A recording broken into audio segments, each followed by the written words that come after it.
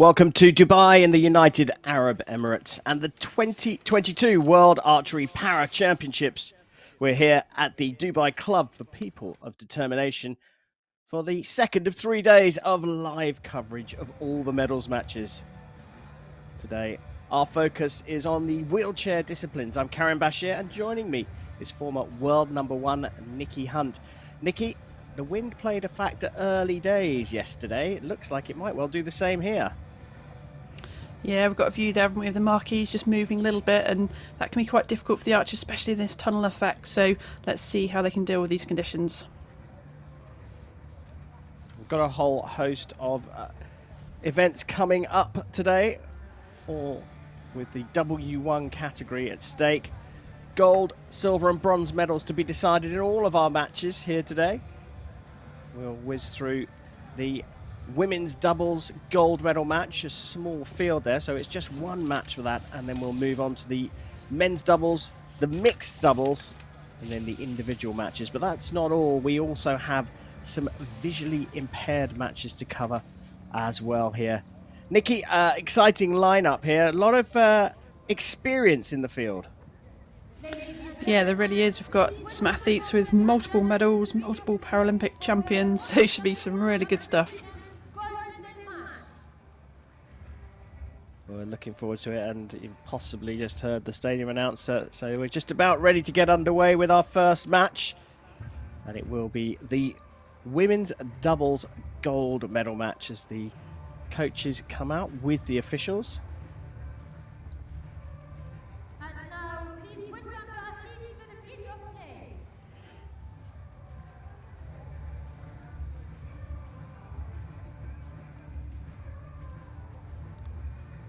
Time then for the women's doubles gold medal match.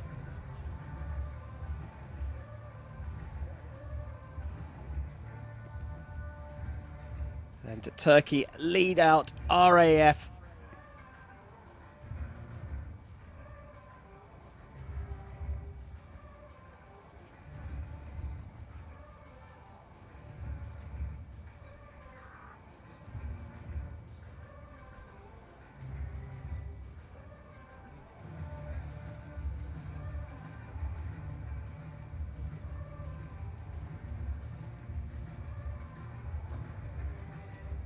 On target number 1, representing RAF, Anna Ilina and Ilina Drutova.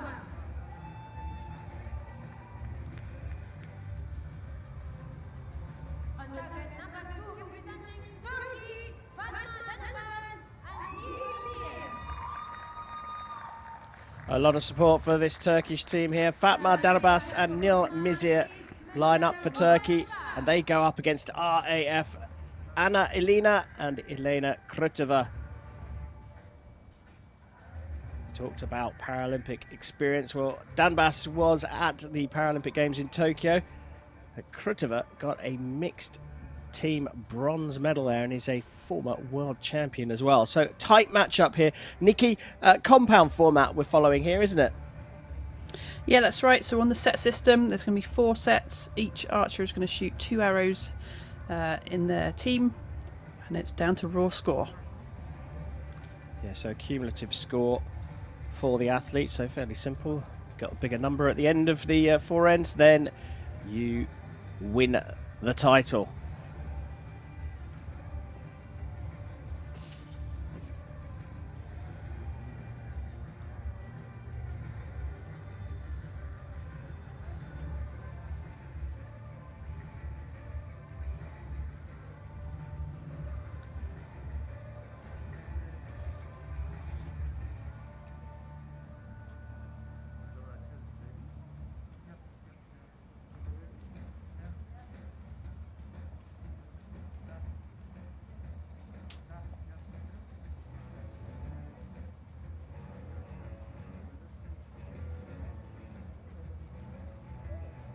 RAF will shoot first. Well, time for the women's doubles here in Dubai to get underway. Starting our coverage today right off the mark with a gold medal match, and it will be RAF on target number 1 who will shoot first.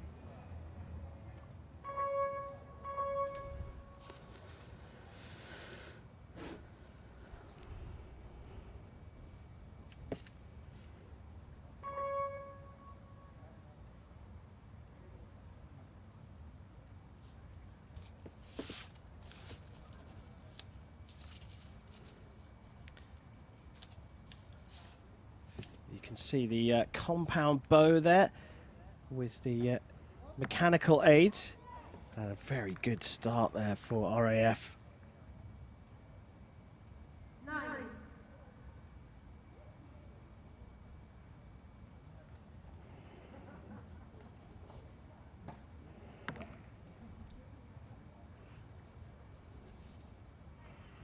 8,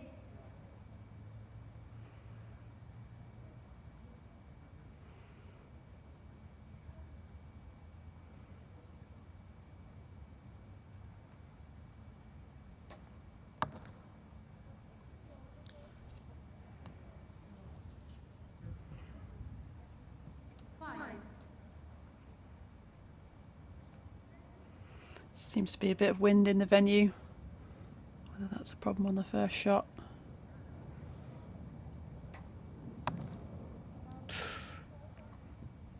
Both arrows in the same direction though, so just got to make some adjustments. Talk together as a team.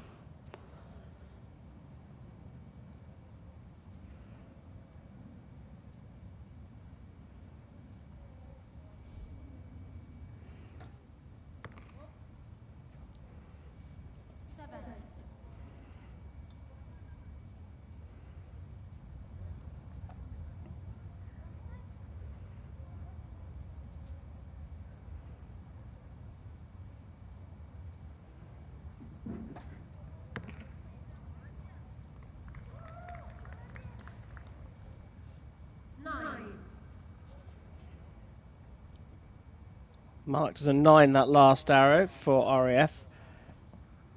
They are out of reach, Turkey, but they'll need to sort things out. Both pulling left with their first 2 arrows. That's still going left into the 6 this time.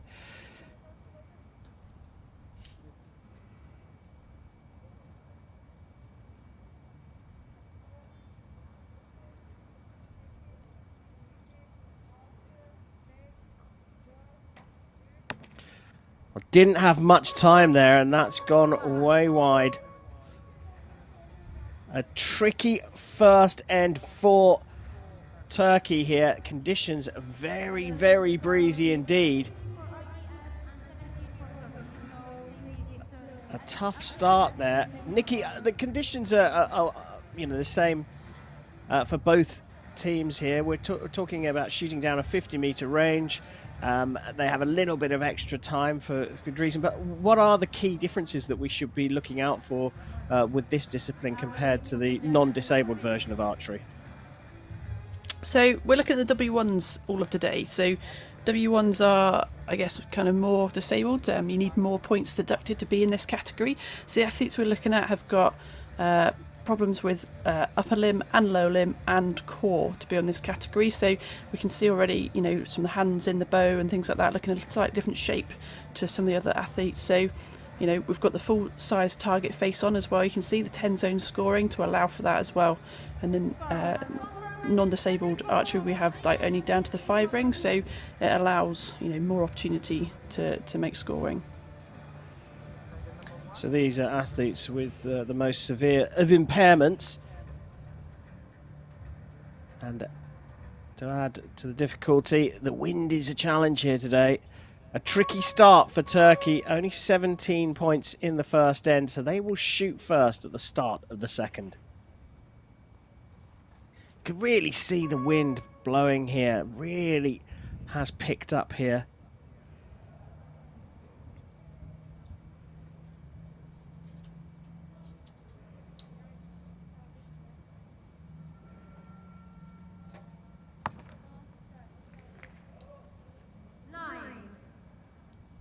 Well, that's a lot better.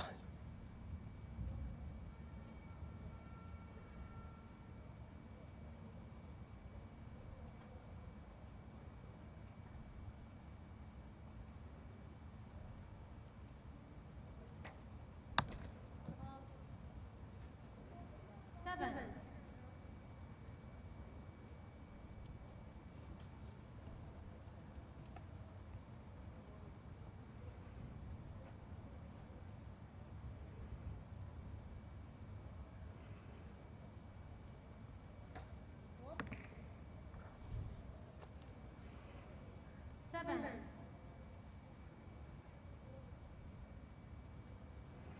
A lot of these athletes, you can see they're using a wrist strap to help pull the bow, so it might be they've got less power in the fingers themselves. So it helps to draw the bow back from the wrist. 8.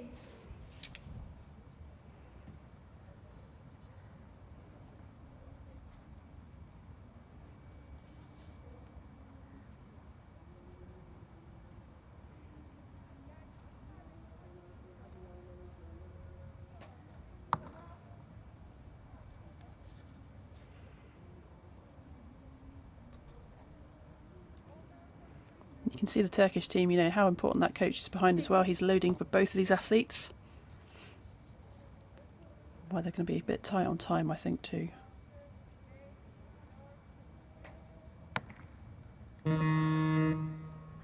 Oh, just made it.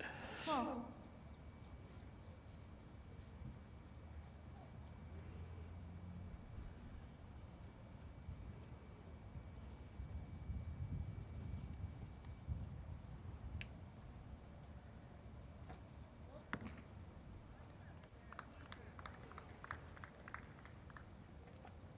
Just on the edge there, marked as a 9 by the stadium announcer.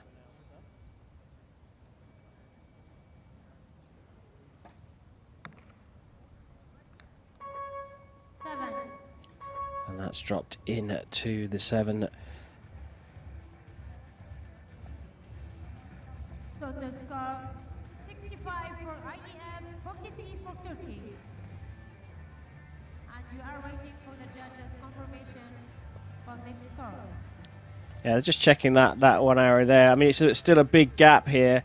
RAF leading by nearly 20 points.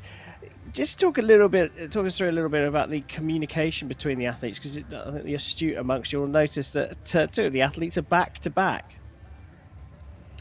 Yeah, so what's important about the team around here is we can see the archers sat on the shooting line, and again in able-bodied archery we would come off the shooting line behind that waiting line, but for these guys, as soon as they shoot that arrow, they've got to make an audio and a visual signal that they've completed that end, so you'll see them kind of shout and raise a hand usually. I think the guys sitting back to back is probably about them trying to get as close to the centre of the target as possible. You know, if you are sort of facing each other, I guess you're on the more of the outside of the target, so perhaps they're just trying to get as close together as they can.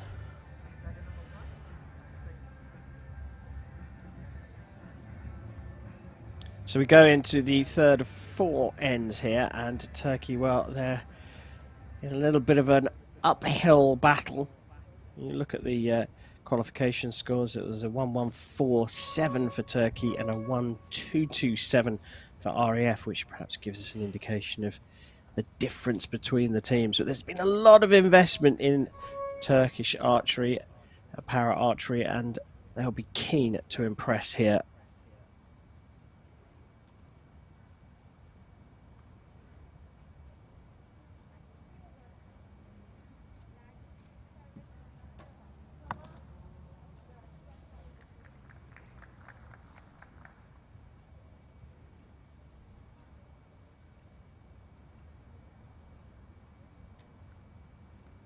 So good first arrow from Messier. Oh, even better from Danabas.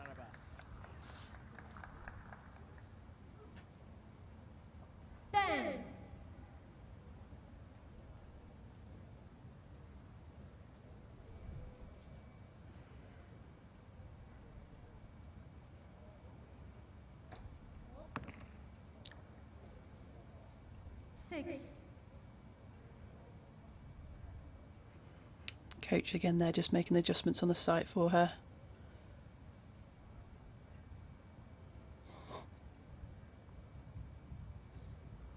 A bit of movement in that wind.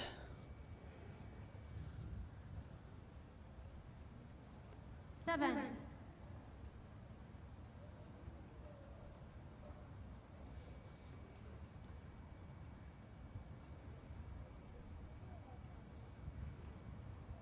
Got a good picture there of the nose kisser.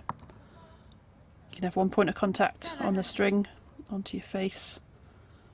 Some archers on the nose, some archers on the lips, but just helps as a point of reference really. These archers aren't allowed that magnified scope. They're on a normal standard pin, no bubble.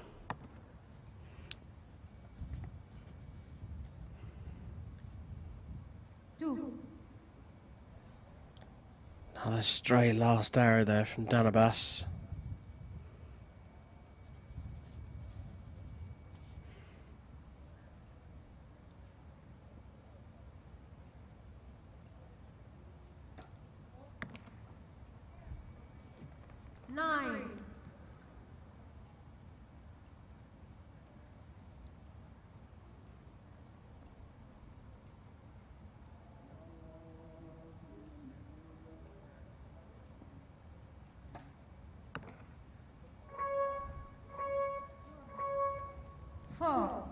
It's interesting, isn't it? The last arrows for both teams, they seem to be going a little stray. Is that because they are pressed up against the time clock here? Yeah, I think it's going to play a factor, particularly, you know, with the coach loading the arrows for them and things. It's a little bit slower, isn't it, for them to get through. So, yeah, it may well be putting a little bit more pressure on them and them feeling that they've got to really make that shot happen rather than shooting their normal shot. Yeah, they're not helped here by the windy conditions. It's not strong wind, but Nikki, you say all the time, it's not about the strength of the wind, it's about the consistency. You can have blowing a gale. If it's consistent, the archer knows exactly where to aim off to get the arrow to come back into the target. If it's blustery, it's just no good at all, is it? Yeah, that's right. I mean, if it's consistent when you can actually just move your sight and aim in the middle, but if it's really variable, sometimes you've got to aim in the middle, sometimes you've got to aim off. It's a bit more tricky of when to shoot, but they haven't really got a choice. Like we said about the time clocks, they've just got to shoot in the conditions they're given. Well, tricky ask now for the Turkish team, more than 20 points behind. So now it's all about pride and making your backers at home in Istanbul proud of what you do.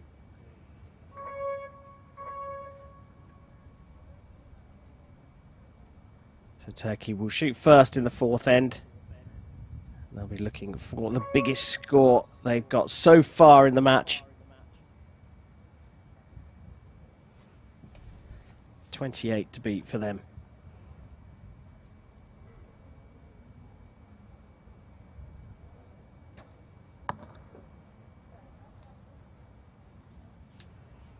Maybe 9.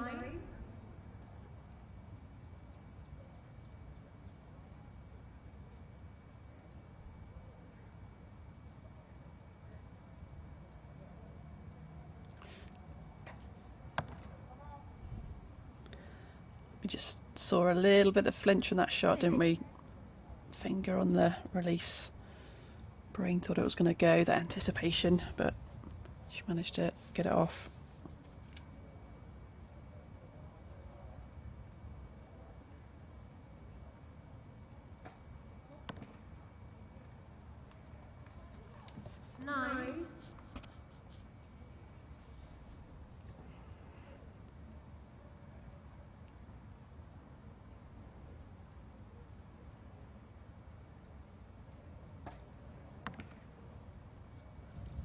It's looking quite dark down the range as well. Look at the light conditions behind the targets. Bit of light there, a bit darker in front. Target 2 a little bit brighter than target 1. As I said before, these archers are using just a normal recurve pin sight, so probably not as crucial as the compounders who use the magnified scopes. But still a challenge with your string picture. Just seeing that as your back sight, that string. There's no peep sight, there's no sight in the back of the string for these guys. They're just got to look at the string against that sight or the bow.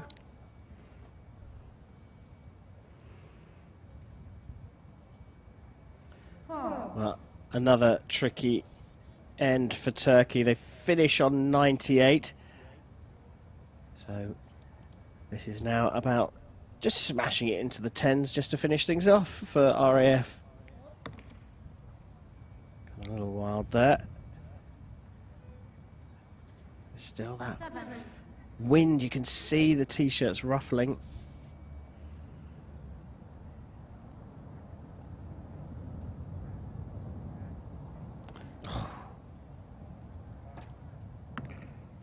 big twitch there. Right up to the time marker again, but a fairly comfortable win for Anna Elina and Elena Krutova. RAF take the first gold of the day here in Dubai.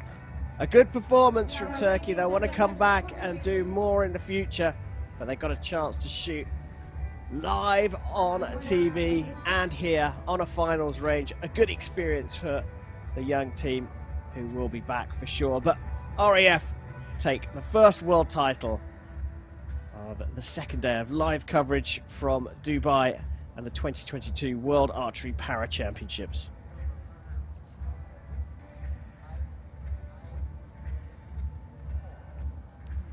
Well, just for posterity, the record and the marks will have to be put into the logbook there, but a pretty comprehensive victory there, Nikki. Yeah, it really was, wasn't it? But, you know, these athletes got to come out, got to train as hard as they can, get better for next time. But hey, we're in a World Championship gold medal match here. They've all done really, really well.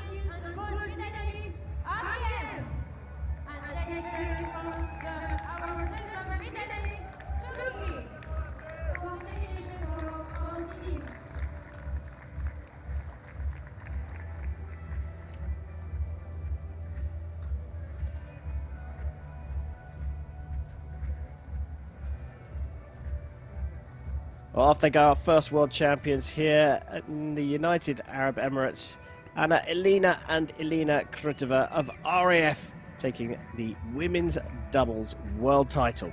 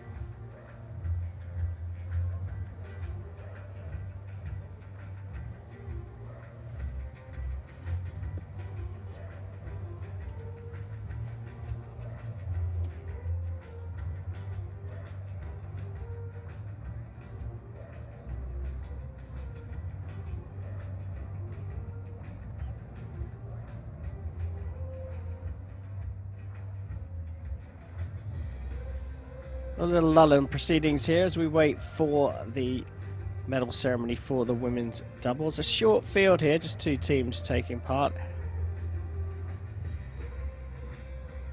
And it's great to see the world of sport returning bit by bit. Of course, special measures put in place here as they are all around the globe for sporting events.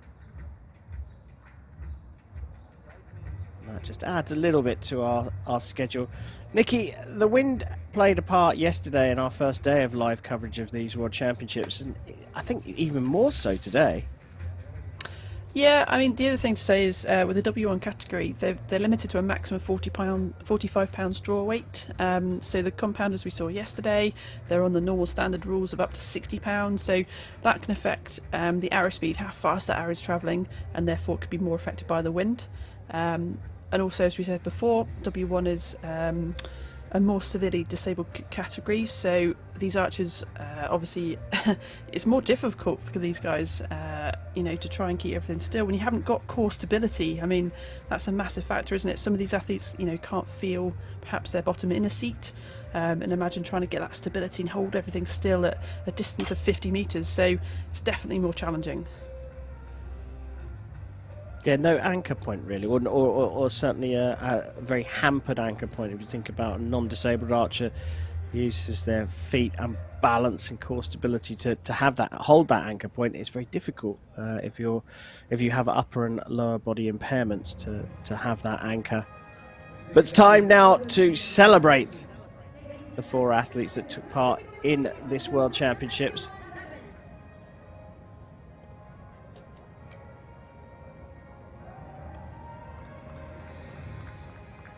Time for the women's doubles medal ceremony here in Dubai.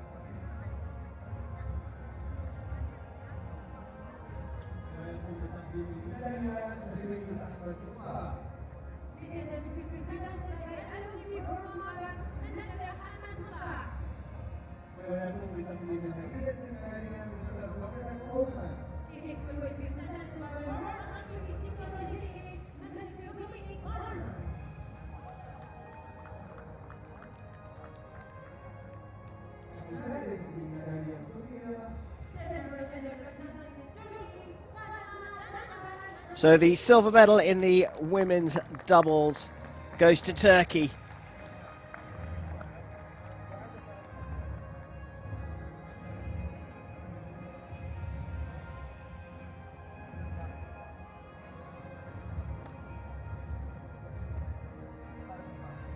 The medals and the trophies being presented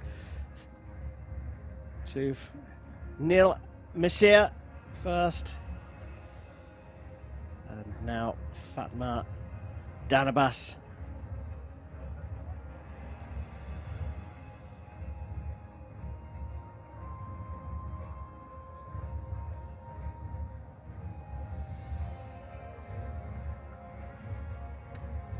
Fantastic trophies as well here in Dubai.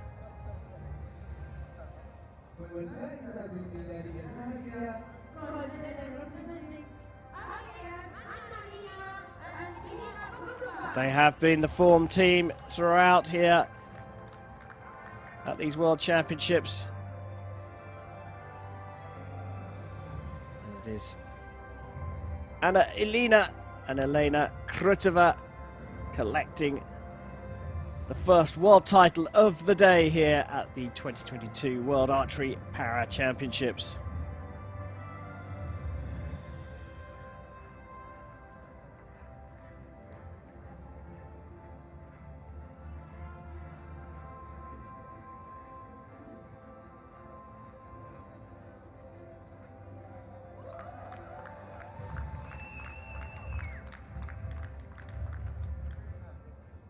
Ladies and gentlemen, those who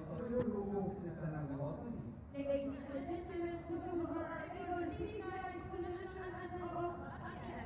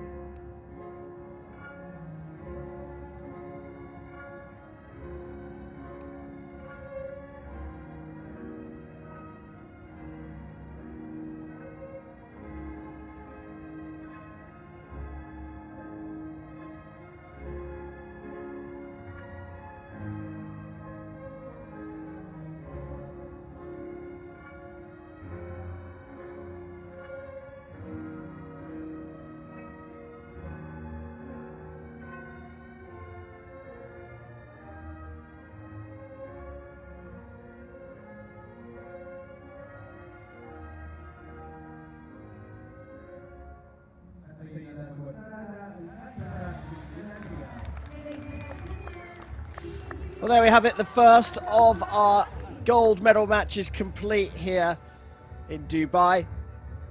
Coming up very shortly, we will move on to the men's doubles. First, the bronze medal match between Korea and the Czech Republic.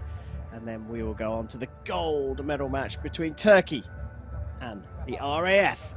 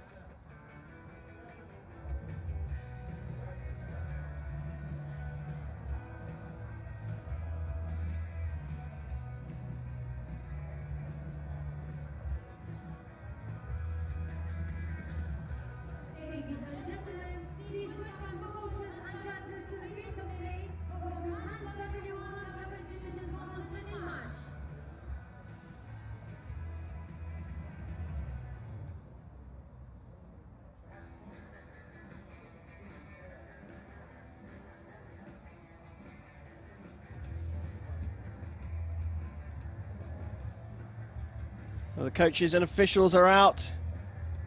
Nearly time for the bronze medal match in the W1 men's doubles.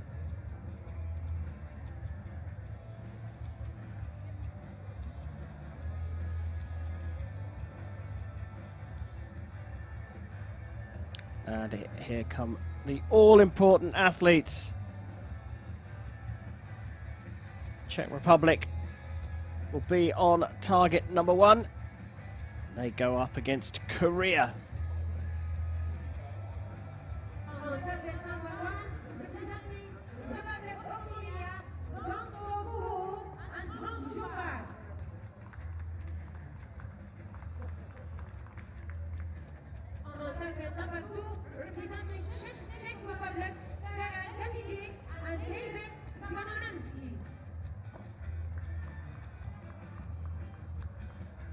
There's one big name in particular in the Czech lineup, David Draninsky, a 2-time Paralympic champion back in Beijing, and then backed it up just a few months ago at the Tokyo Paralympics, taking gold again in the individual. Got a silver in Rio in 2016. He's teamed up with Karol Davidek.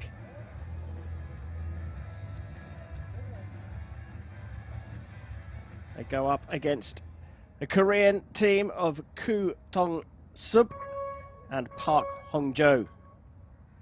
And it will be the Czech Republic to get us underway here. This for the men's doubles bronze.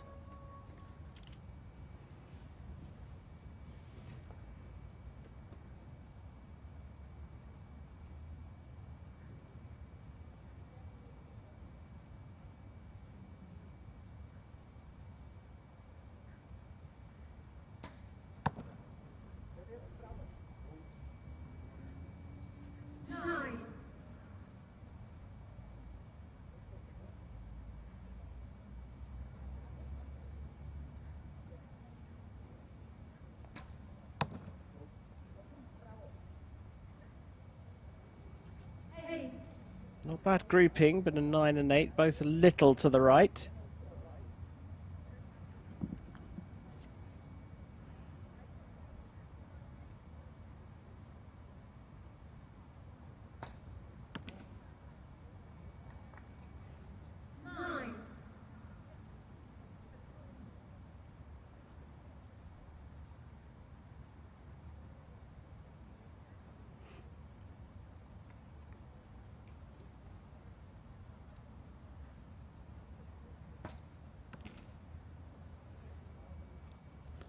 Everyone starting to the right, and sometimes that can be just coming off the practice field into this venue. Got to make those adjustments.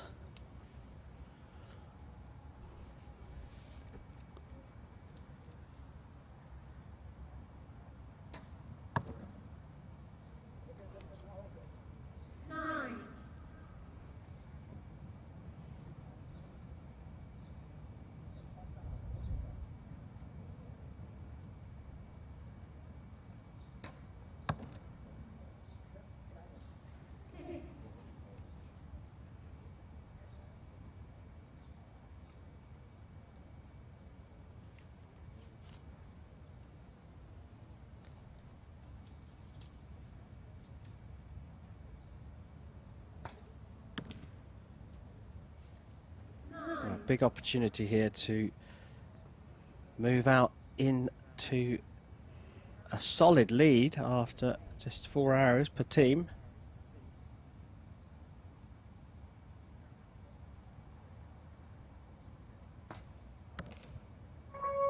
Well, they seem to be following each other in this bronze medal match. A 32 for both teams and absolutely mirrored on scores. Nikki, you mentioned at the beginning, coming from the practice field to the podium range. It is an interesting one because you do tend to have your earlier rounds and your warm-up for the finals in a completely different environment.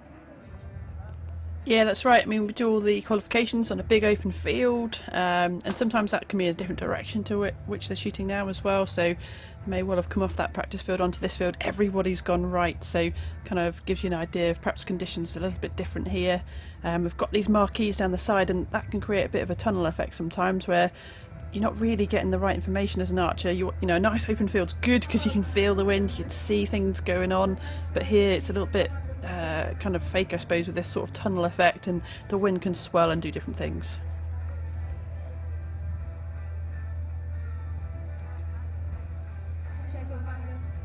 Well, they're just confirming the scores. We have got a superstar in this line, haven't we? And it's going to be the Czech Republic who shoot first again, as they're all tied up. But this world number 3 proudly showing off his Beijing 2008 sticker there. Individual gold medalist in 2008 at the Paralympics and 2020/21, the Tokyo Games.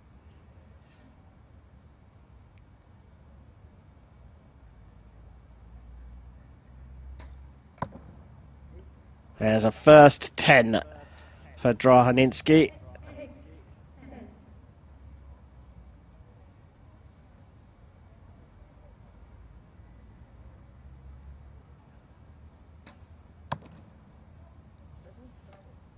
Still off to the right.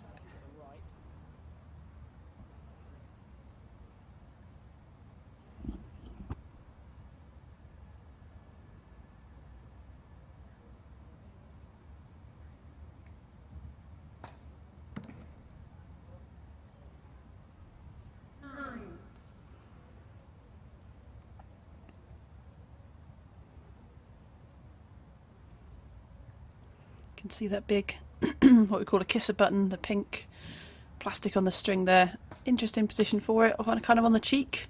Usually we see it perhaps at the corner of the mouth, but it's just to give some feedback to the archer, you know, where they are, which helps that alignment of the bow.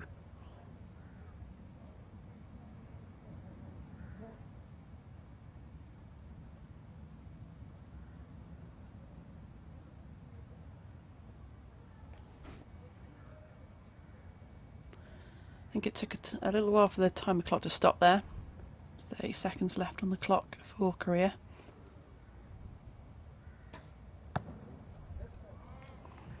The archers must make that visual and audio signal as soon as they've completed their shot.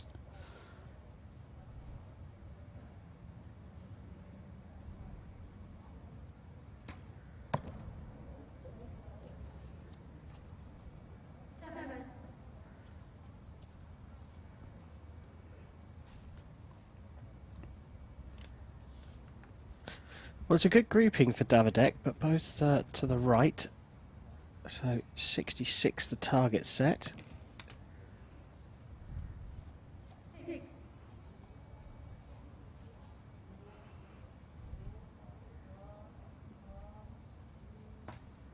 Already doing the countdown. It was a very quick release, ushering another 6 and a 59 for Korea. But you called it, Nikki. The clock didn't stop, but no complaints from the Koreans. So clearly they didn't give that cue that you were talking about to stop the clock. Yeah, they've got to give that visual and audio signal, so most of them will just raise their hand in the air, shout, go! Yep. And that means the timer clock will then switch back onto the other team. But perhaps that just wasn't, you know, seen or done on that end, and we just saw the wait, didn't we, before Czech shot their second end. So yeah, they lost a bit of time, bit of pressure for them, but they got the shot away. Yeah, and that's what happens. They paid the price there. Czech Republic have pulled away. They lead by 7 points. As the two teams go up against each other for the bronze medal. Czech Republic came through the ranking round third, got a bye through the quarterfinals before beating Turkey. Korea finished fourth, meaning they had to beat both Italy and RAF on their way to this bronze medal match.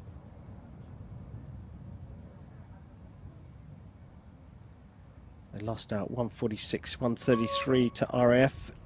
The Koreans, Turkey beating the Czech Republic by a single point in the semi-finals. Here, though, the Czech Republic lead Korea to shoot first.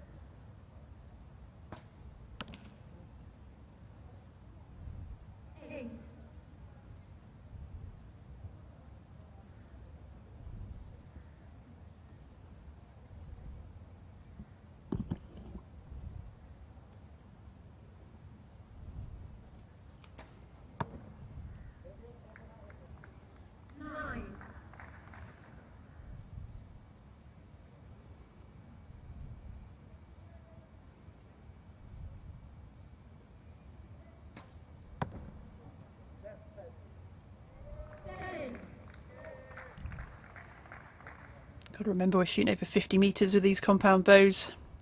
80 centimetre face. They're limited to their 45 pounds of draw weight, so a little bit slower arrow flight.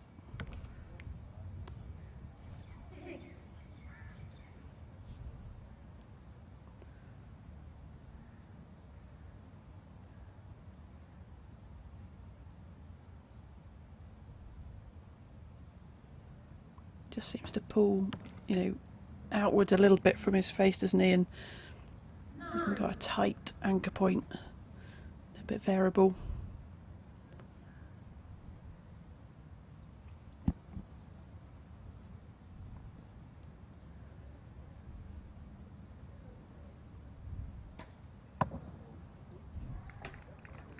Best shot of the lot so far. They've got a big opportunity to really open up the gap here. Karol Davidek with the last arrow of this third end.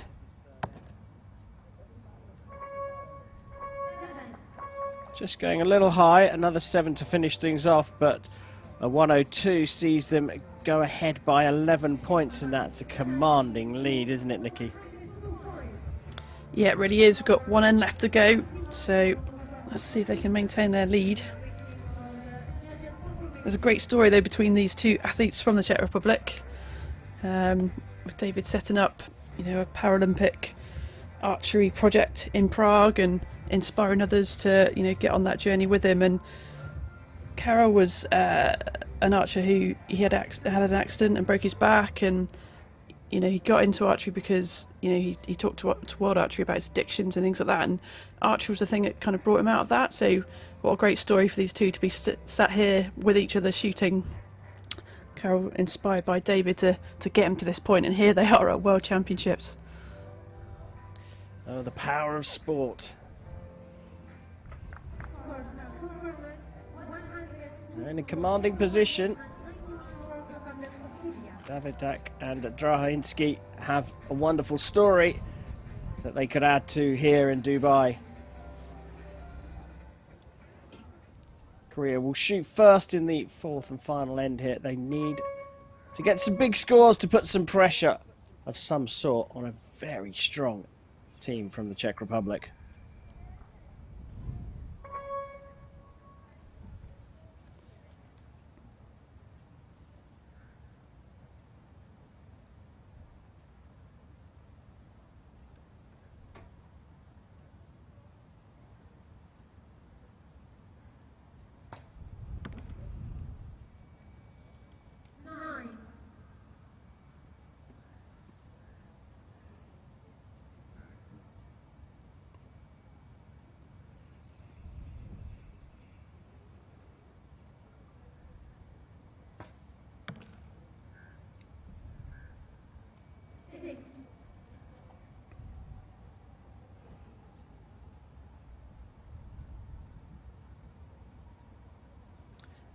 Well, the door continues to be opened here. Will the Czech Republic take advantage now?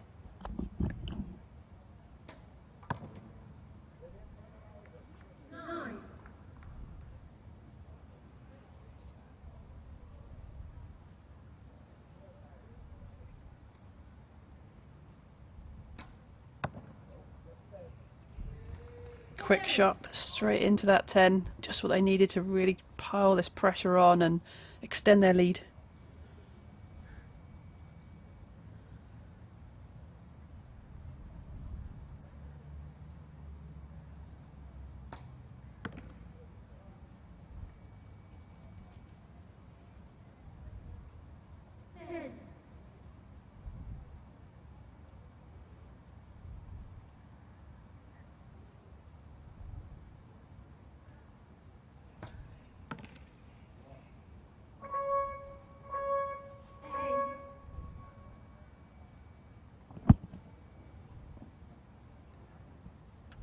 Well, a 124 the target set. I think Czech Republic will clear that with 1 arrow to spare. Again, we're waiting for the clock to count down. There's 2 arrows remaining. I think there's just been an error with the timing system.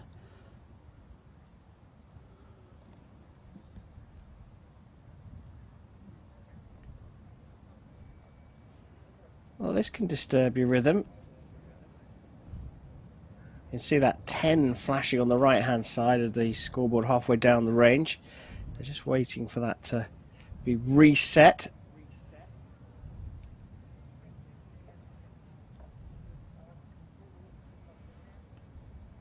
There we go. 45 seconds up on the clock. That's the time they have remaining. Draninsky waiting for the green light.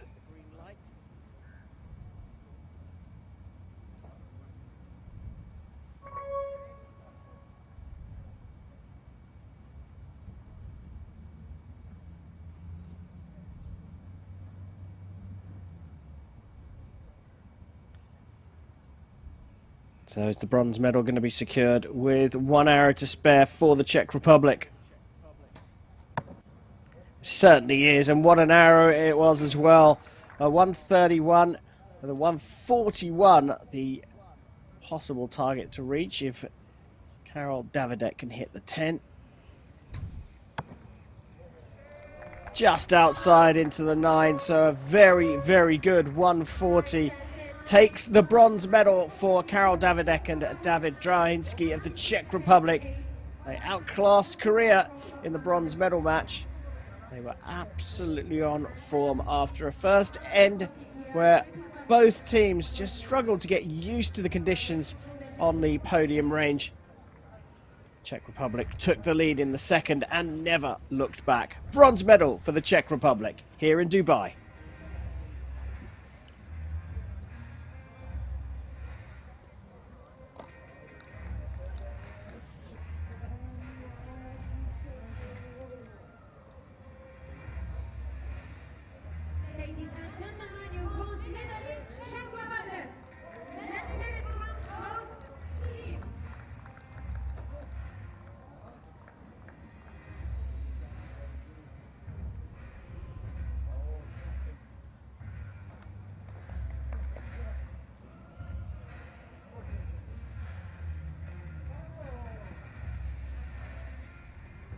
Well, very sincere congratulations from Korea for the Czech Republic team.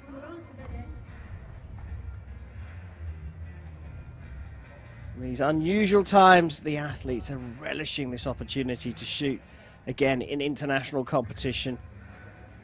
And there is one of the superstars of the sport.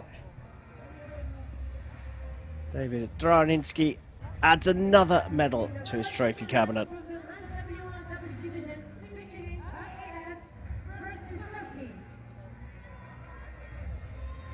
So coming up very shortly, it will be the gold medal match between the RAF and Turkey here in Dubai.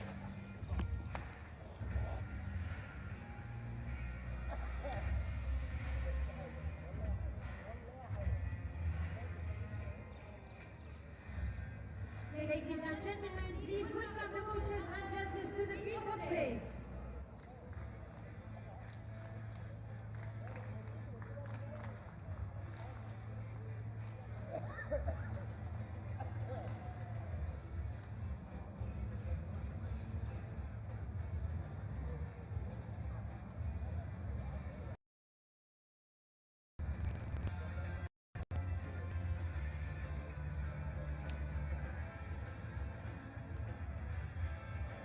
Well, coaches and officials out for the W1 men's doubles gold medal match.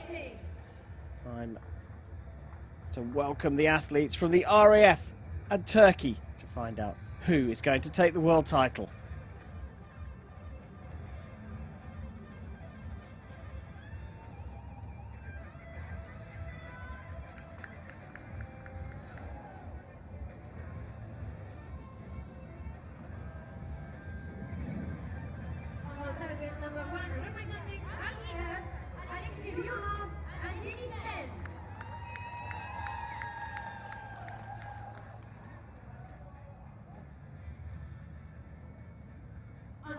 Number 2 representing Turkey, Yeşil, Ghana,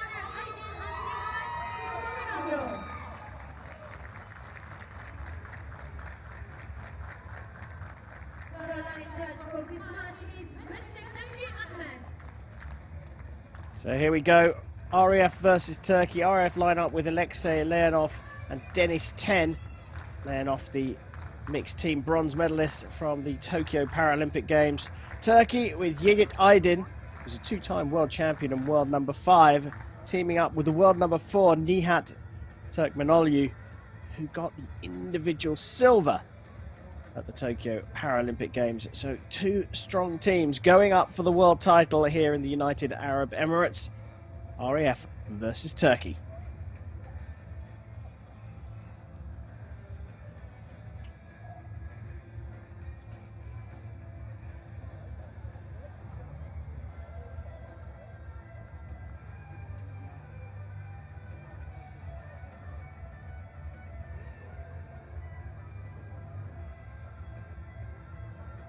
Athletes just getting themselves prepared there. We're getting a good look at Alexei Leonov.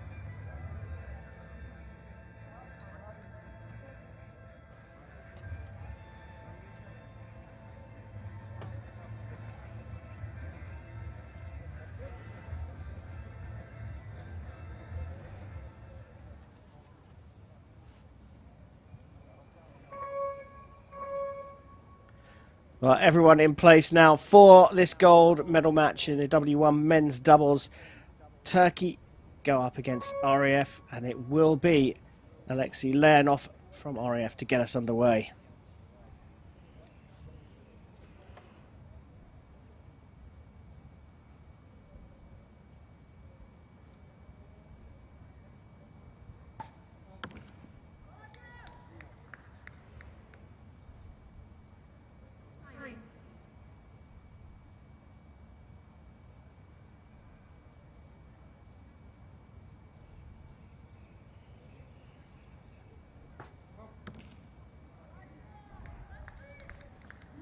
Solid start from both Leonov and Ten.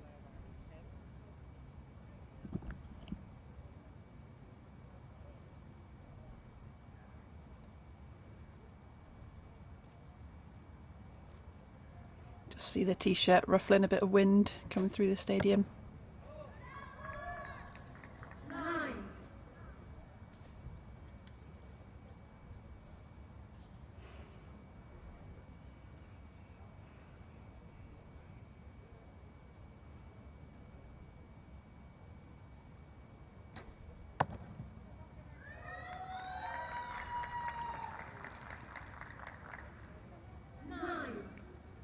All these archers in the W1 category have got impairments in obviously lower limb, upper limb and their core as well, so you can see a lot of them using a wrist strap or something similar to help draw the bow. You can see on this archer actually strapped around the elbow as well, so probably a loss of power in the forearm, so it helps him to draw the bow more from his shoulder.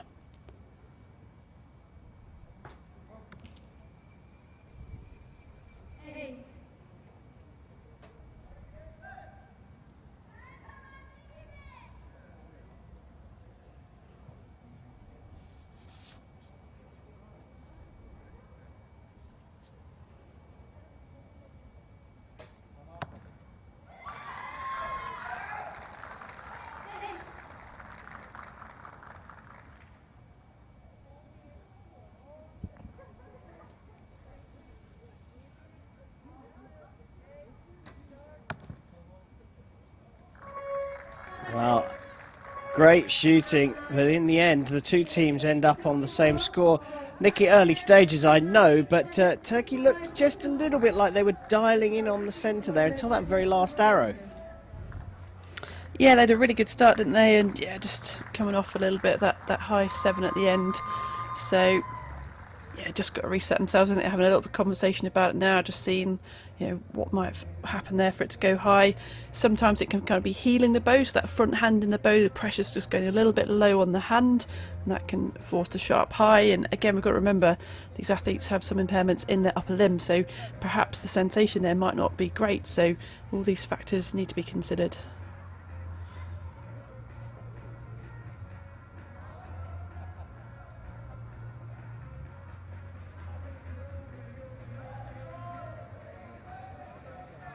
Well, the athletes looking on to check the scores. It looks like they have been checked as we get the line judge just confirming things. The great thing, though, is the world of para archery is growing. Innovations made not only to the format but also to the equipment to allow more and more inclusivity in the sport. Innovation of reducing teams from the traditional 3 to a doubles format has opened the sport up to many, many more countries. 35 apiece between RAF and Turkey here, though, for the gold medal in the W1 men's doubles. The wind looks like it's steadied off, just changing direction ever so slightly.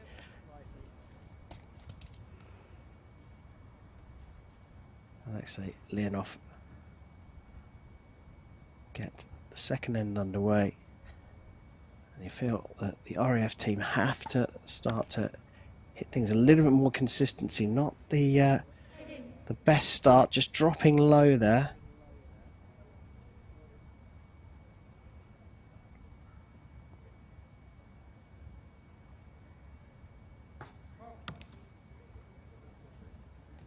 And that was the visual and audio signal there from Dennis 10, very clear for all to see.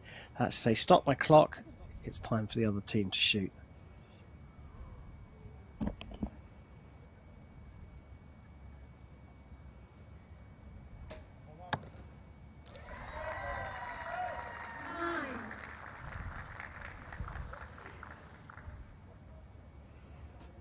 See the difference of the archers, what they choose to look for in their sight. So this is just a simple ring. W1 category, there's no magnification and there's no spirit levels either. No peep sights. They're just using their string alignment just as a recurve would. You can just get a picture of that string and you look at get that against the bow or the sight.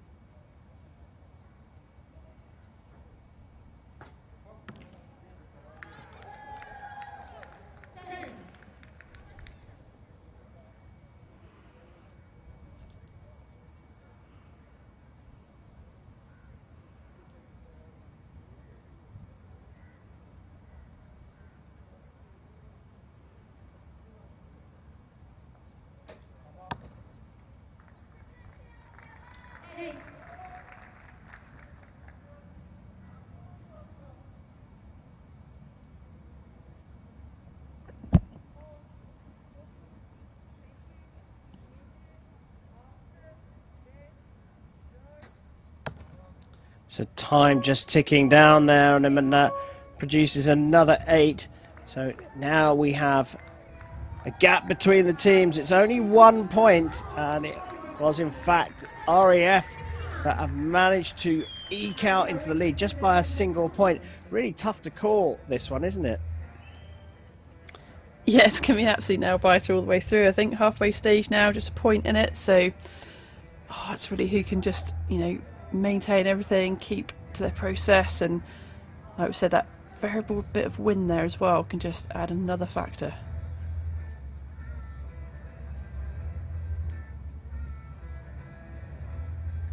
Just get a view of the process that's gone through at the shooting end.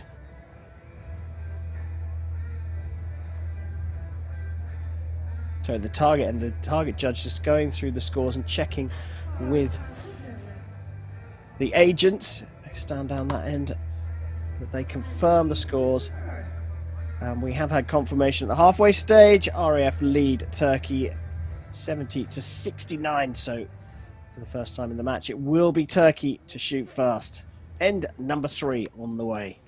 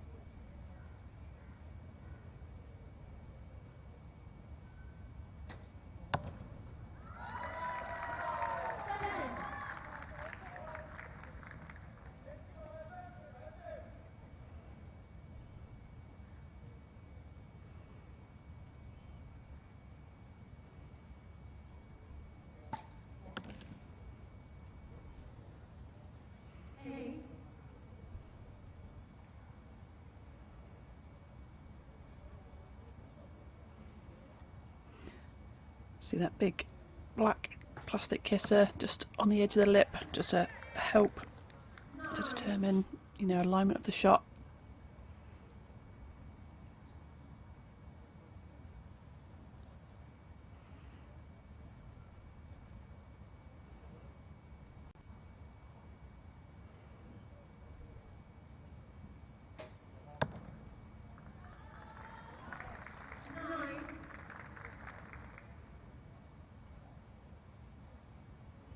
See that release kind of strapped into the wrist there. It's a handheld design but been modified just to give a bit more support in the hand.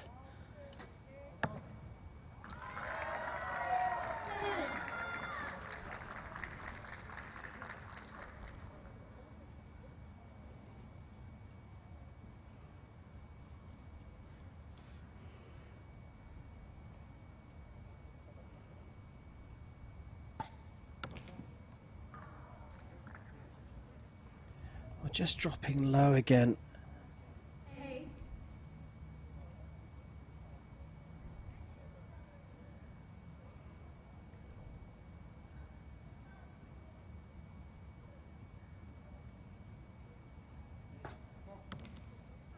Oh, and another one going low. Has the wind played a part here? They were leading by a single point going into the third end, but that one has turned around massively.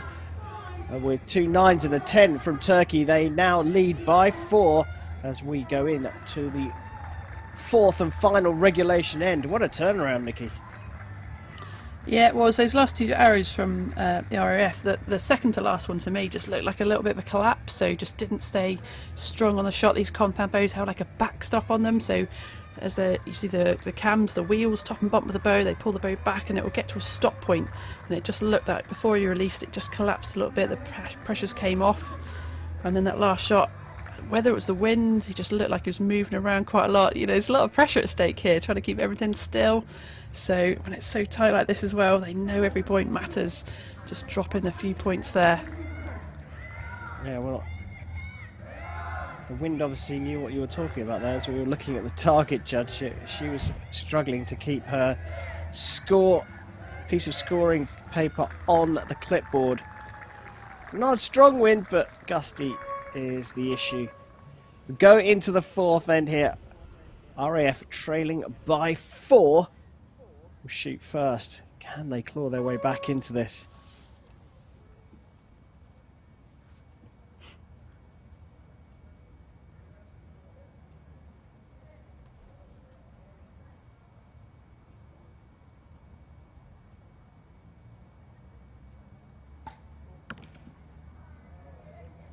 Still drifting out there.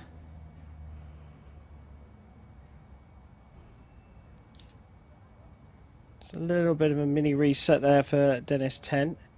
They do get a little bit of extra time compared to their non-disabled counterparts. And that may not be enough.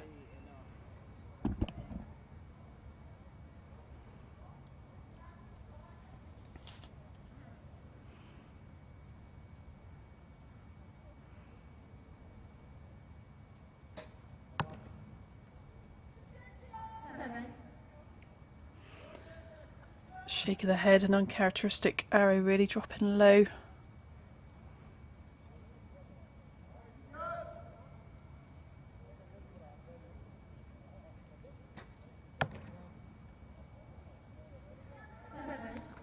No real pattern there.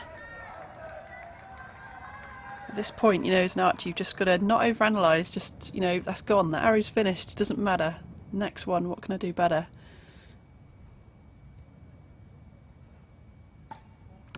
Bit of chance here.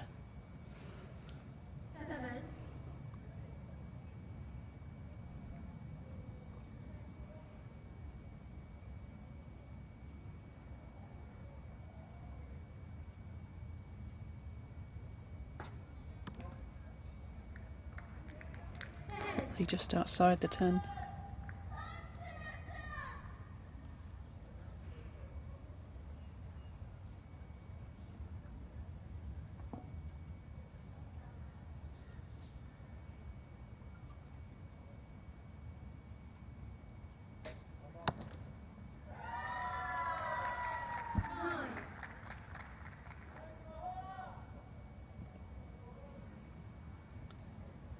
So, big opportunity here. They turned it around in the third. It's gone high into the 7, but it's enough for a 1:37 and the gold medal for Turkey. Aydin and Nihat Turkmenoglu taking the gold here in Dubai. It was a tricky third end for RAF. Celebrations all round for Turkey here, who've claimed the W1 men's doubles gold medal here at the 2022 World Archery Para Championships. It was that swing in the third end, Nikki, wasn't it? A 5-point swing for Turkey. They showed signs of zoning in the first end, and there was a little bit of a blip in the second, but then they really pulled it together, didn't they? Yeah, and then they didn't do too much wrong that third end. They just got too many 8s, you know, and it's 50 metres away, you know, it's difficult to hit that gold, and, you know, they did really well, but just not enough in the end, and Turkey stayed strong. Confirmation there that Yiğit Aydin and Nihat Turkmenoglu have taken the gold medal in the W1 men's doubles here in Dubai. Don't go far. Coming up soon will be the medal ceremony for the teams competing in this men's doubles competition.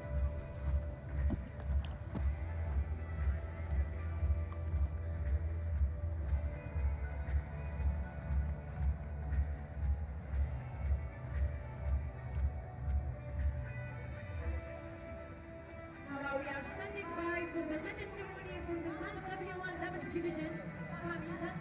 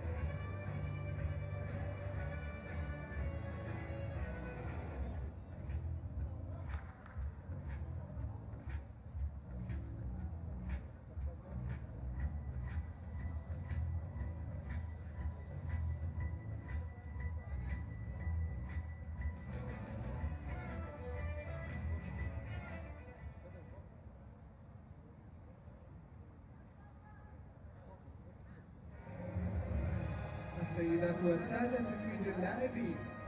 Ladies and gentlemen, the promising ceremony for the men W1 doubles.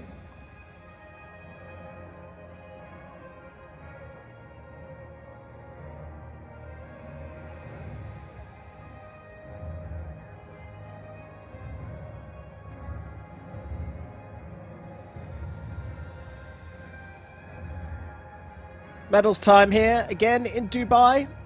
Second time today. And the second of 3 live coverage days here at the 2022 World Archery Para Championships in the United Arab Emirates. Time to celebrate the medalists in the W1 men's doubles.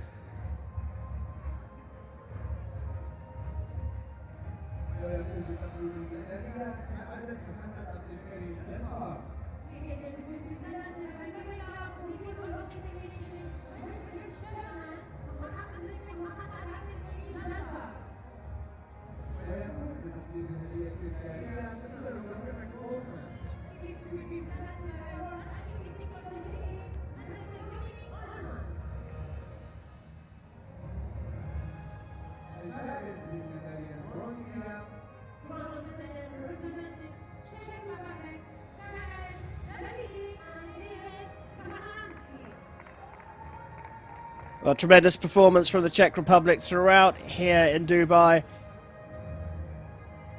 especially in that bronze medal match. And the medals go to one of the superstars of para archery, David Draninsky, who teamed up with Karol Davidek, and they go away from Dubai with a bronze. Cheers.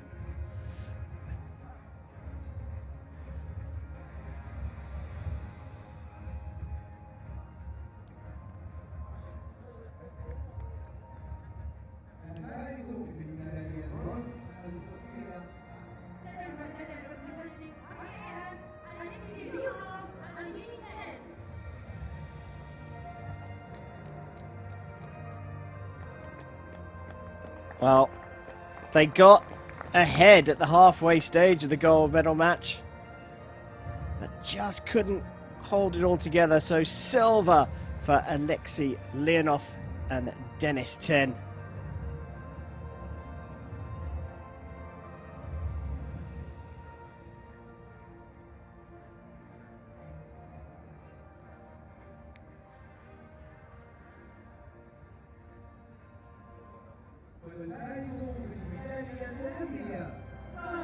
Representing Turkey, Yejit Kanak Aydin and Nihat Turkmenoglu.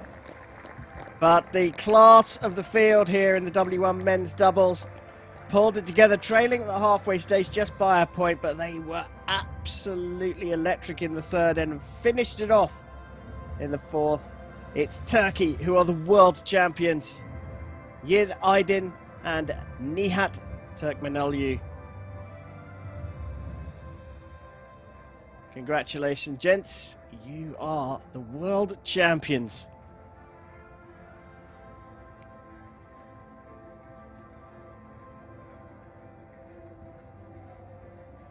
السيدات والسادة ندعو من يستطيع الوقوف للسلام الوطني.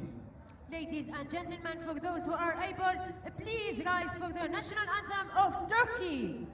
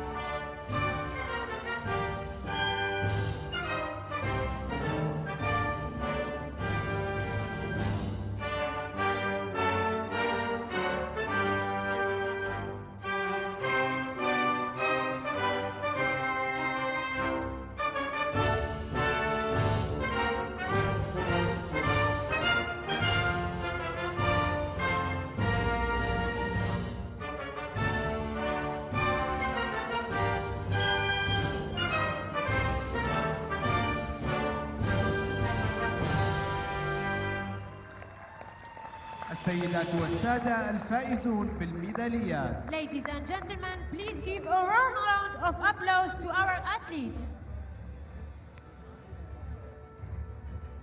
Well, fantastic stuff here in Dubai. Karol Davidek and David Draninsky of the Czech Republic collecting the bronze medal. Silver goes to Alexei Leonov and Denis Ten, and Turkey are the world champions in this category. Yegit Aydin and Nihat Turkmenoglu in the middle and on top of the podium.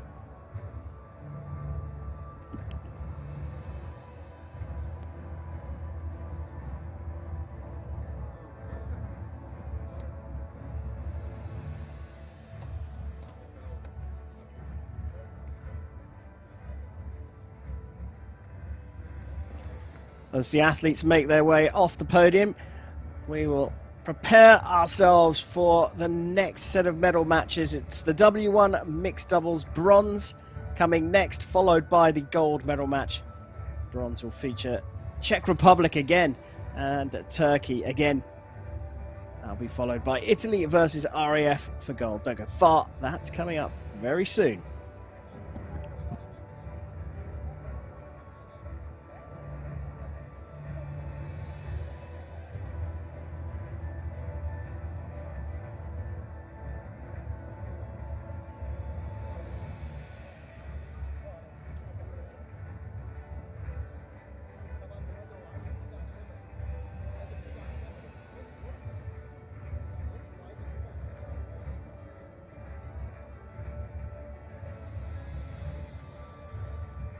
Next up will be the W1 Mixed Teams Division Bronze Medal match after a short break.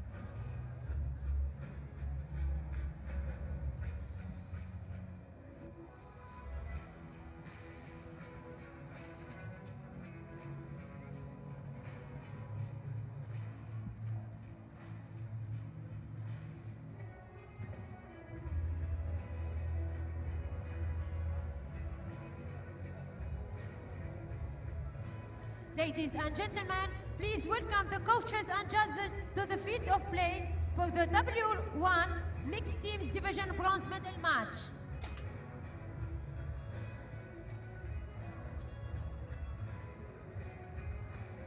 Well, on cue, the coaches and the officials come out for the next of our medal matches here in Dubai. It's time to decide the medals in the W1 And now please mixed welcome the doubles athletes to the category. field of play.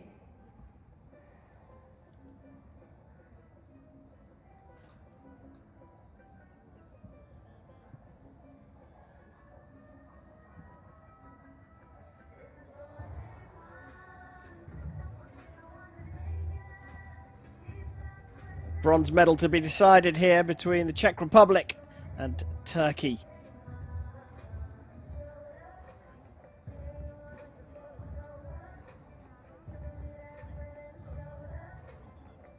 On target number 1, representing Czech Republic, Teresa Brandatlova and David Draninsky.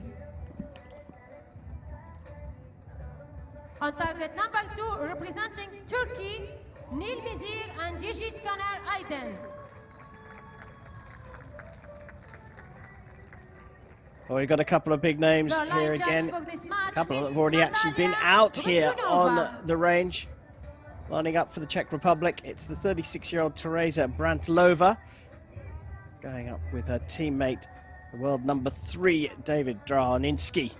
They go up against Turkey. It's 34-year-old Neil Mizir. Teams up with the world number 5, Yejid Aydin, who is a 2-time world champion. These teams came through the ranking round. Czech Republic ranked 1st, Turkey ranked 3rd, but lost out in the semi-finals. Get another chance to be on the podium here, though, at the World Championships. Czech Republic will shoot on target number 1.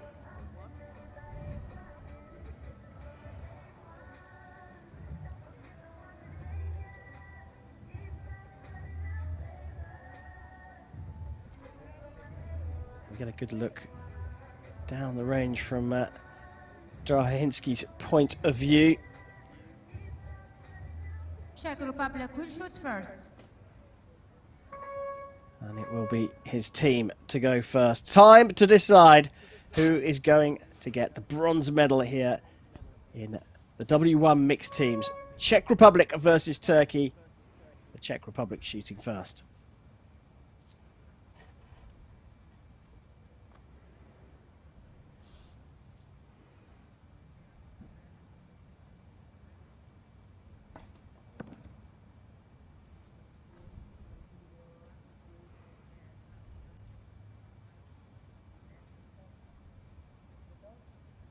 See one of the coaches there helping Teresa with her arrow.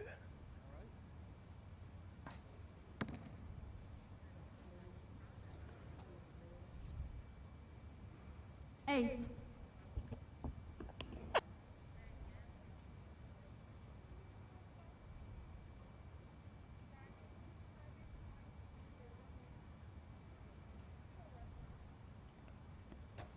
So in this W1 category, we've got archers with impairments in their upper and lower limb and core.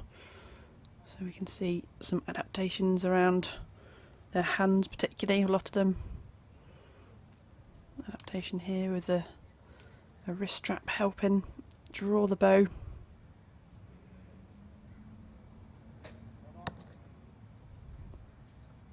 Eight.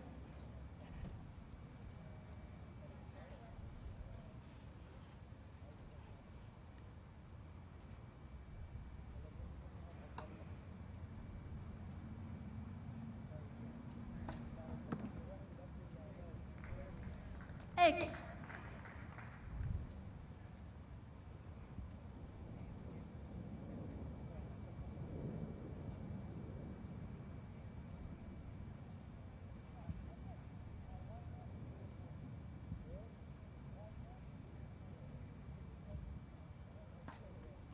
See the coach talking the archer through that shot as well. 9.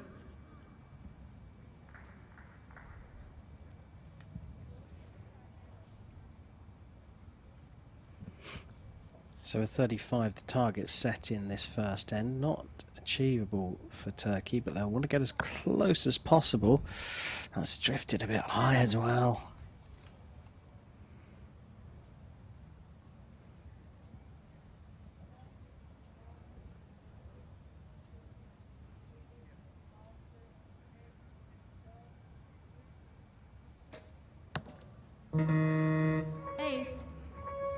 Well, a little bit of a spread there for the Turkish team here, and Czech Republic have taken advantage here, going 6 points up. You're all about groupings, aren't you, Nikki? And you and your archer friends. That's a bit of a wide spread for the Turkish team. They won't be happy with that. Yeah, we can see 3 low ones there, 1 popped up high, so it's all about trying to get the best groupings you can and then centre that grouping in the middle of the target to get the maximum score possible. Looking for consistency, like you say, the group. The first job is to get that grouping, and then you move it into the centre. That's right, yeah. As long as you can get a group, we can move that with the sight. So a lot of communication required, especially with the Turkish team here, to get themselves grouped up first and then into the centre of the target. Trail by 6, Czech Republic will be happy with that first end. Turkey will shoot first in the second.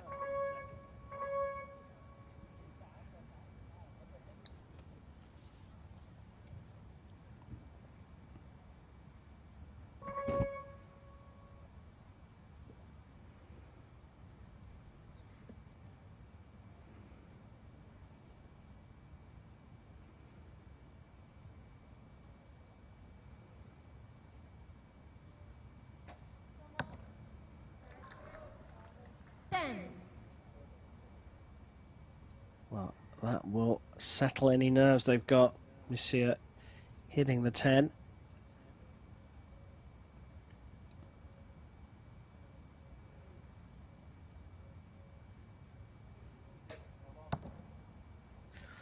Very good start from Turkey to the second.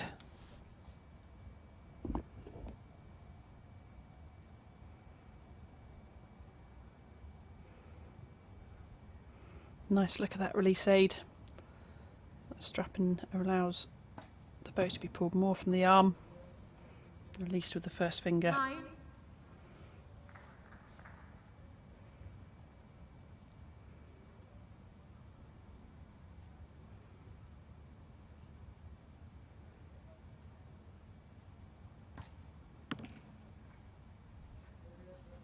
9.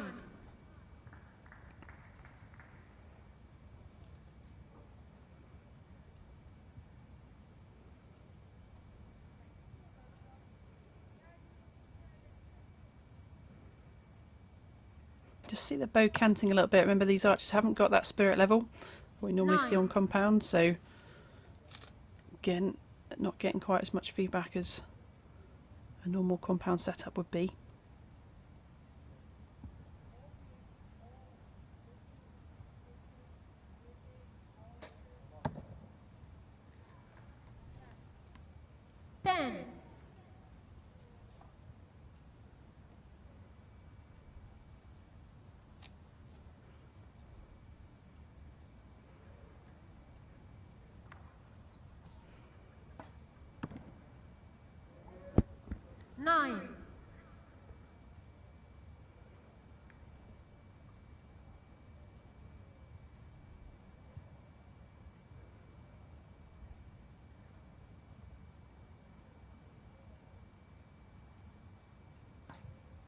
Grant Levert drifting up there 7. into the 7. 9, 10 for Turkey, 68 total score. A nearly perfect score from Turkey has got themselves right back in this match. They've closed the gap up. It was 6 points going into the second. It's now down to 1, and a 10, 10, 9, 10 for Turkey. Nikki, they dialed in. They sure have. That's a great group, isn't it? Only dropping 1 point in that end, so yeah, really great shooting, put them right back in this match. Do you think they were listening to us? I think every archer's going out there to shoot the best group they can, but yeah, they were all over the shop in the first end. But not only have they pulled the group together, they've put it in the middle of the target, just dropping a single point in the second end. They closed the gap right up against the Czech Republic. The Czech Republic will have a lot of work on their hands if Turkey can maintain their discipline and stay in the centre of the target. Turkey still trailing. They'll shoot first in the third end. Will the fight back continue?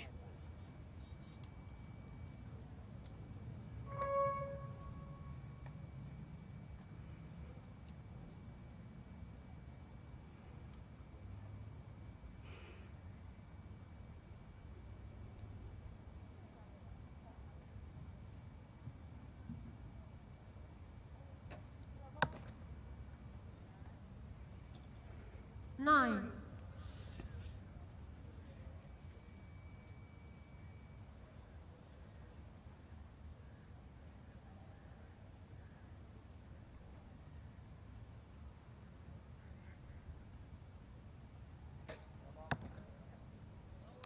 Well, that's still looking very good for the Turkish team here.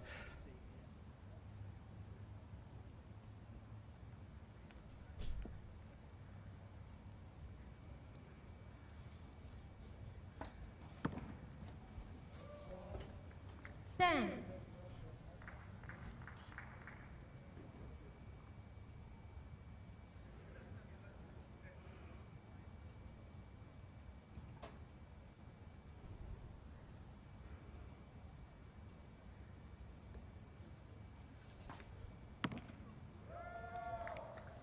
X.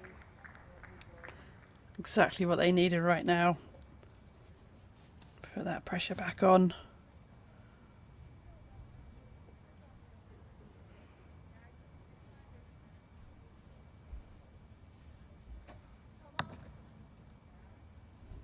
Nine.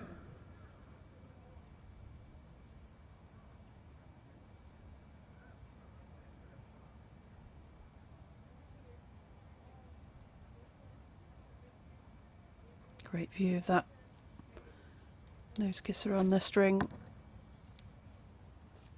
Nine.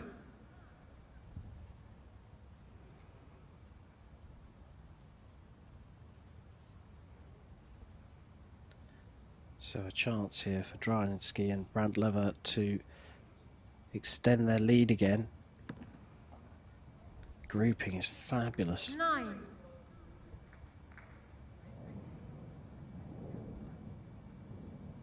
Held a 1-point lead coming into the end.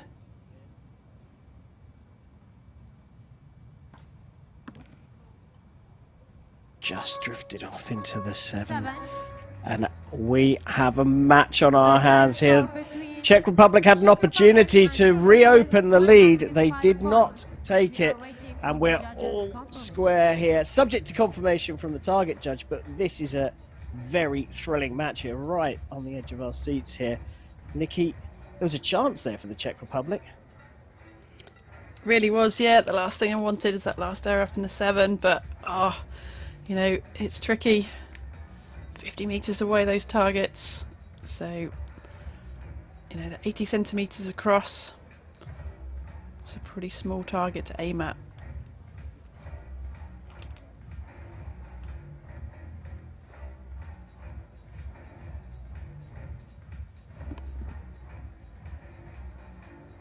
Scores are confirmed. Tie between Czech Republic and Turkey.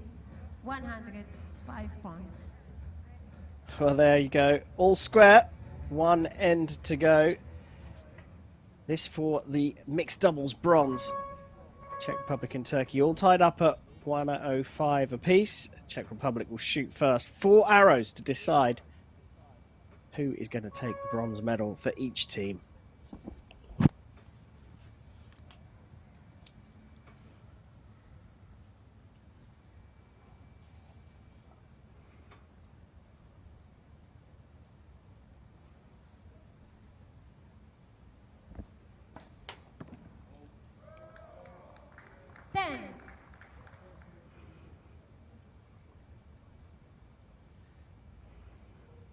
Ripple of applause from the limited crowd here.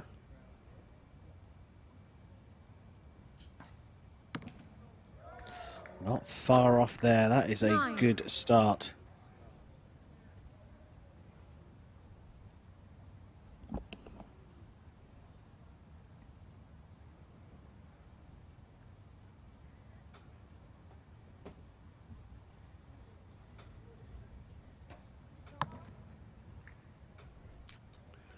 6. Not what they wanted.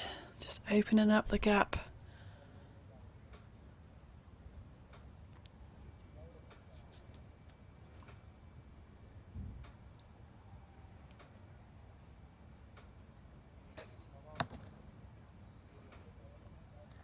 Nine.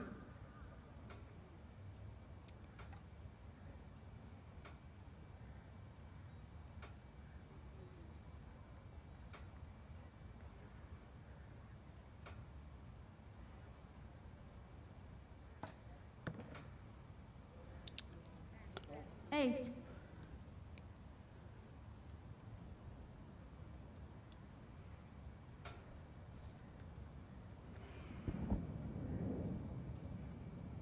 World Championship medal at stake. A lot of pressure. Got to keep your strong shot. Normal process. 9. And that shot there has put this one out of reach. I mean, we do have to have a measure, of course, at the end, or just a check, but everything looked pretty solid in the rings there. Turkey have a maximum achievable score of 140 here. And that has just dropped off again. Second low shot for Nilmisir. Agonizing last couple of arrows from Turkey here when they know it's out of reach. 8. And it was a fabulous contest that was all drawn level after 3 ends. But in the end, the Czech Republic have showed their class here, taking the bronze medal 141 to 134, and overcome with emotion here. David Draninsky. It's great to see a man who's so well decorated still get an outpouring of emotions. This is a World Championship bronze medal, another one in the trophy cabinet for Draninsky. Teamed up with Teresa Brantlova. Let's hear it from both teams. Congratulations. Well, Turkey made a contest of it, but in the end, Teresa Brantlova and David Draninsky taking the bronze in the mixed doubles. What a match!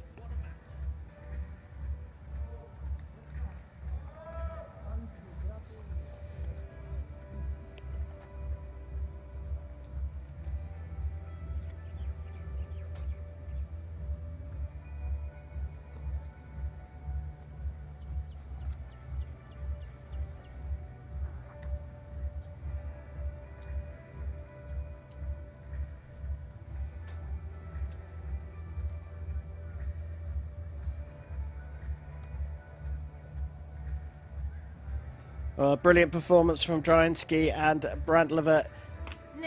Means they will be on the podium a little bit later. Time shortly to decide who's going to get the gold and silver. We've got a matchup between Italy and RAF coming up very shortly.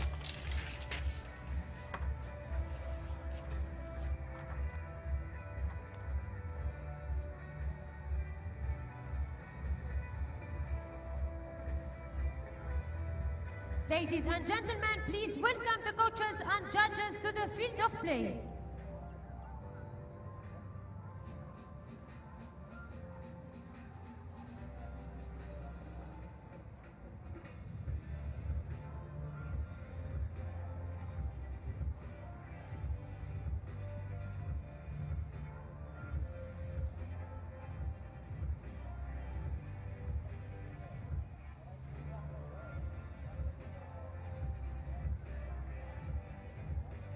And now please welcome the athletes to the field of play.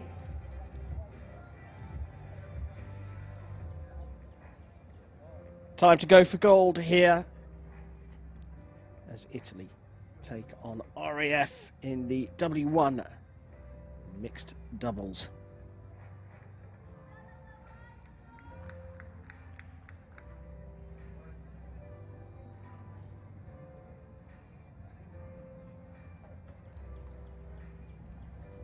On target number 1, representing Italy, Asia, Pilizzari and Salvatore Demetrico.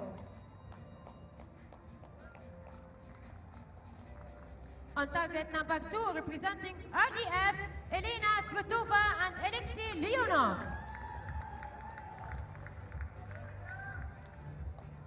The line judge for this match is Miss Sinitra Sinivitarani. So, time to go for the gold medal here in Dubai. Elena Krutova and Alexei Leonov go up against the Italians. Asia Pellizzari and Salvatore Demetrico. Who is going to be the more measured here and claim the world title?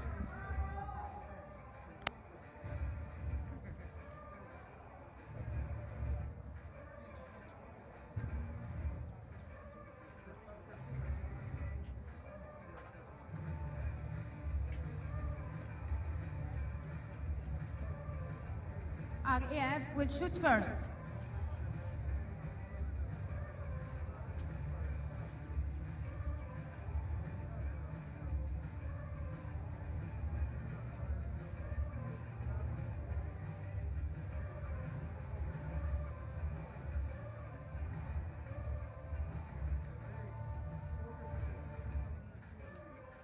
So almost time to go for the W1 mixed doubles gold medal match. RAF will shoot first as they take on the Italians.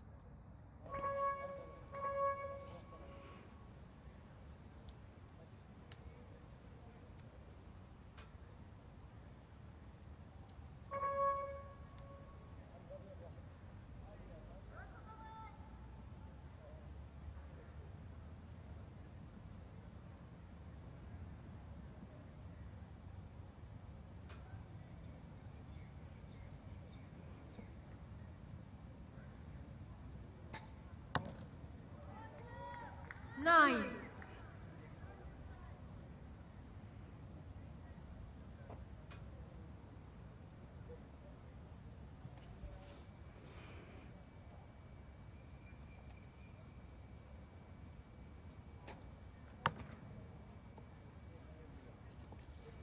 Seven. So a little bit of a low arrow there from Elena Krutova.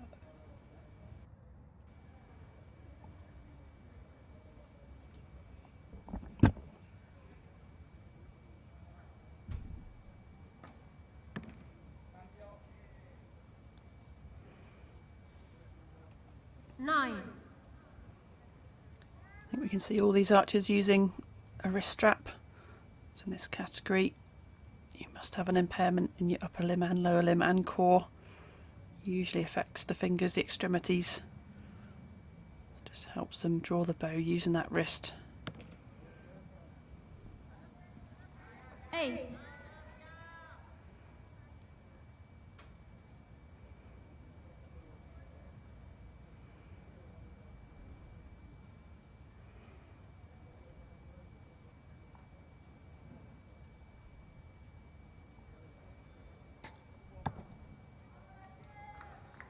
Nine.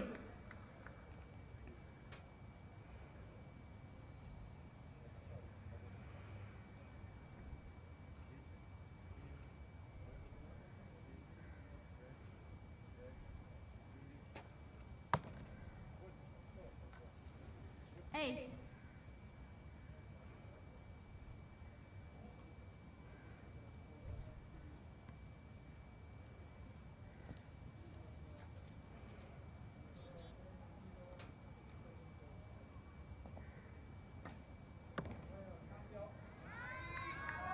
Ten.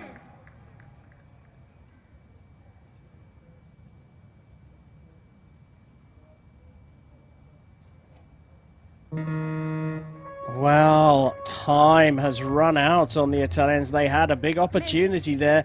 Nikki, where did all that time go so quickly? 26 for Italy, 33 for IEF. Yeah, it can be more difficult. These guys, obviously, like we talked about, they've got you know, some loss of power sometimes in their upper limbs. It can be their fingers, and it can make it more difficult to load. You know, getting your arrow loaded and shot in this time, and it is tricky. It is short timing. well, I'm not 100% convinced Pellizzari knew that the time was running out on her. She was just getting on with her process there, which is probably the right thing to do, but she didn't even get to full draw. Yeah, we've talked about before, you know, the archers are obviously sat in the line. They don't have to return behind the waiting line that we see in able-bodied archery. But what they need to do, once they've shot their shot, they need to put their hand up and call audio and visual signal that they've stopped. And maybe that archer didn't do that at the end of the last you know, series of arrows, so that may well be why perhaps their clock ticked on a little bit. I think it's hard as the archer shooting last, because if you shoot last on the last phase there, well, the clock just times out, but on the first phase you've got to remember, you've got to make that signal for the timer to stop and then transfer to the other team. Well, like everything, when a mistake is made, you just have to put it to one side and crack on. The Italians only shooting 3 arrows in the first end, trail by 7 points, and well, they've just been marked up actually to 6 points, so 27-33 down. Salvatore Demetrico is a world bronze medalist, currently the world number 16. Is going to get the second end underway. That will restore some confidence in the Italian team.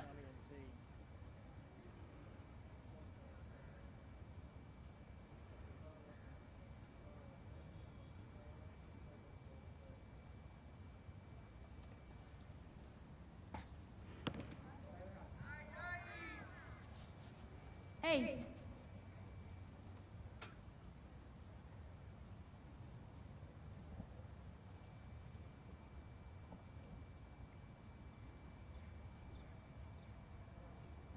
Great view there of the sight pin. Looks like he's got a fibre in there. No magnification allowed in this category.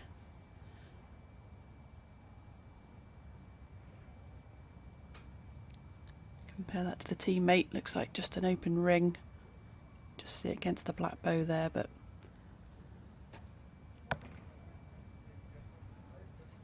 7.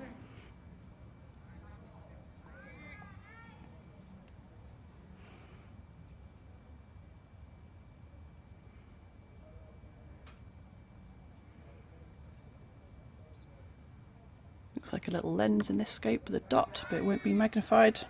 As long as there's no 9. magnification, you can have a lens, that's fine.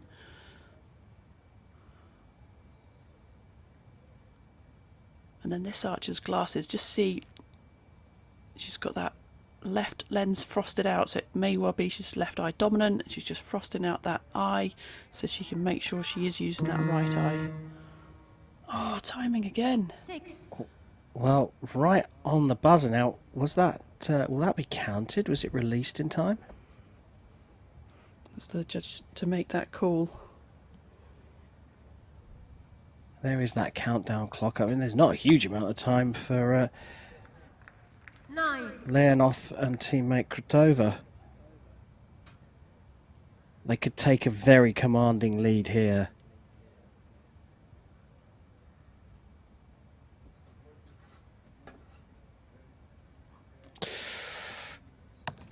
Big wobble, but somehow recovers an 8 there. There was a lot of movement on the line. Is that the pressure of that clock counting down? Maybe, yeah, a bit of a flinch. Brain thinking that the shot was going to go and it didn't. But she managed to keep it strong and maintain it.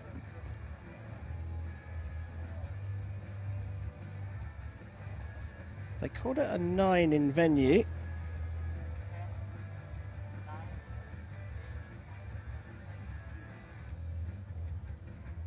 So the 4 arrows counted for Italy, but they were close to the clock there.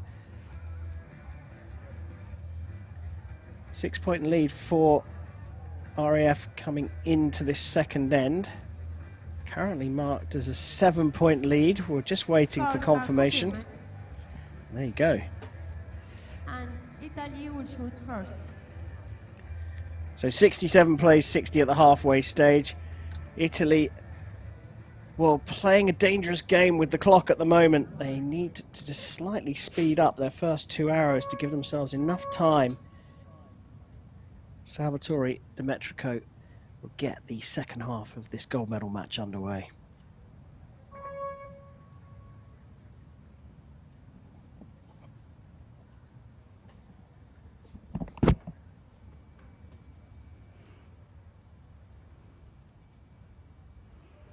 You can see how he's trying to maximise the time. Fingers on the arrow as the buzzer went off. The tip of the arrow has to remain in the quiver until that buzzer went, as it did. Great shot. Straight into the 10.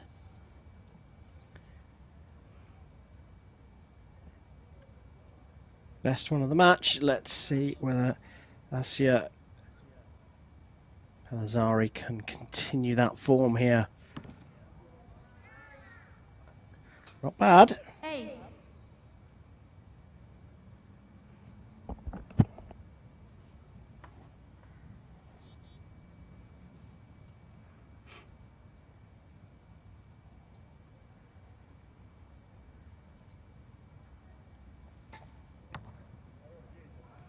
You can almost see him kind of unit aiming up a bit. He looked like he was low with his front arm and the whole of his body and arm pulled up, but still a little low.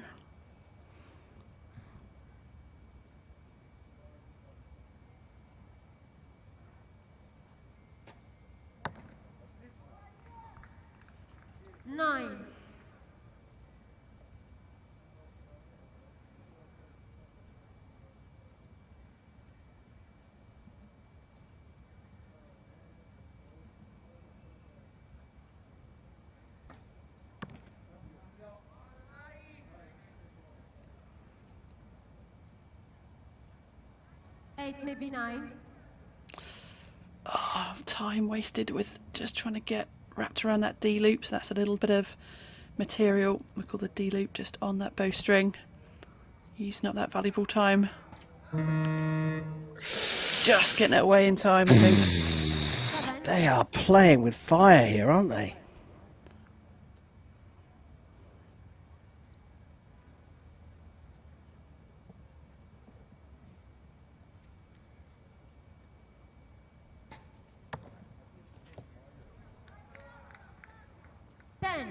Really dialed in now.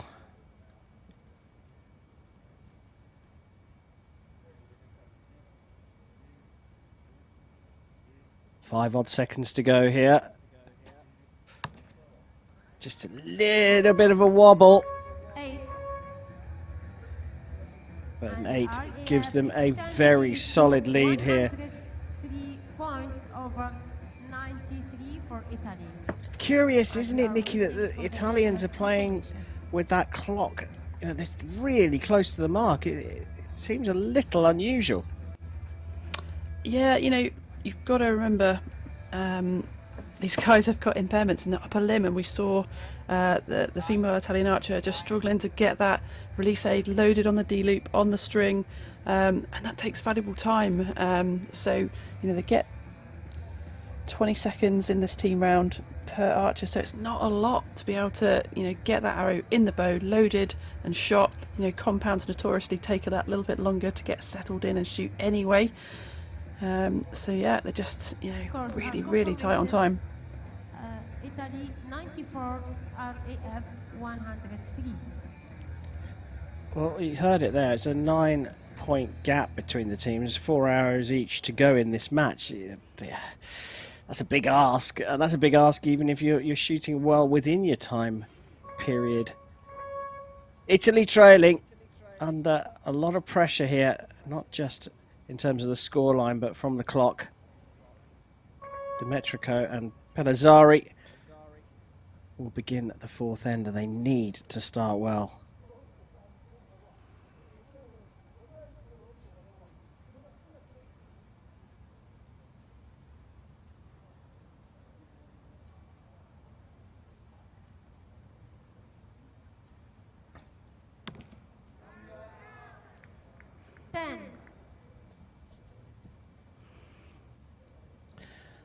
Well, Demetrico started every end on the last 3 with 10s.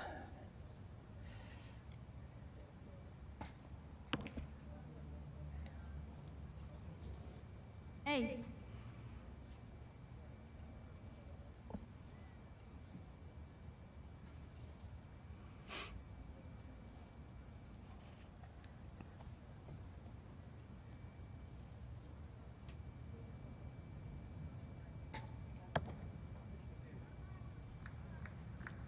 Eight, maybe 9.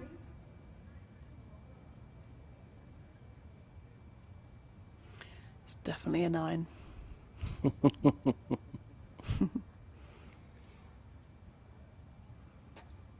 look at the end of that long rod, a little bit of movements, again popping high. I don't think the conditions here, looking down the range, it's lovely and still. I think it's just nerves from these archers, just moving these arrows around a little bit. Who can blame them?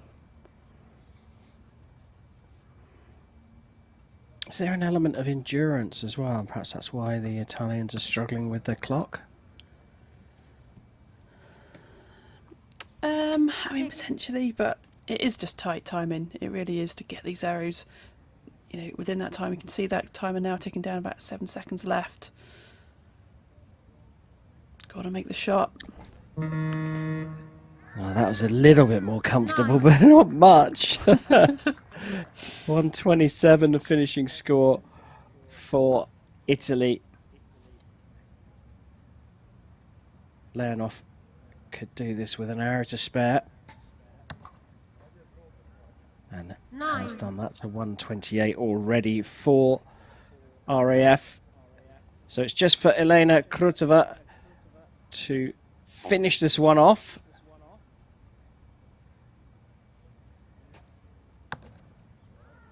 And puts it into the 9 as well. A very respectable 137 would be a target in any match, but Italy sacrificed an arrow on the clock in the first end, and from there RAF in the shape of Elena Krutova and Alexei Leonov just motored on to victory. They are the world champions of 2022. Well, it was that miss that really set the tone, Nikki, wasn't it, for the match? Yeah, the Italians really struggling there with that time clock, and 20 seconds per arrow per athlete in the team round, so just couldn't get in there quick enough. But had they had that extra arrow, it would have been tight. Italy in Asia Pelazzari and Salvatore Demetrico will be back very shortly to collect the silver medals, but the new world champions of 2022 are Elena Krutova and Alexei Leonov. Coming up very shortly will be the W1 mixed doubles medal ceremony.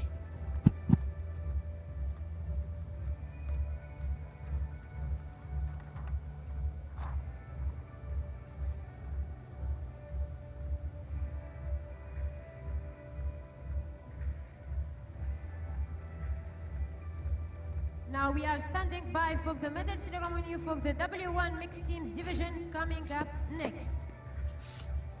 Welcome.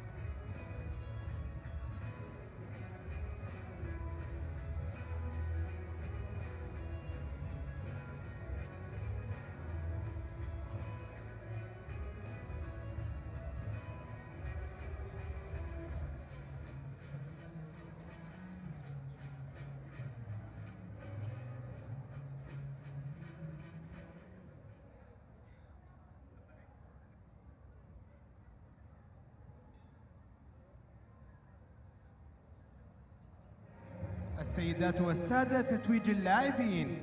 Ladies and gentlemen, the victory ceremony for the W1 mixed team.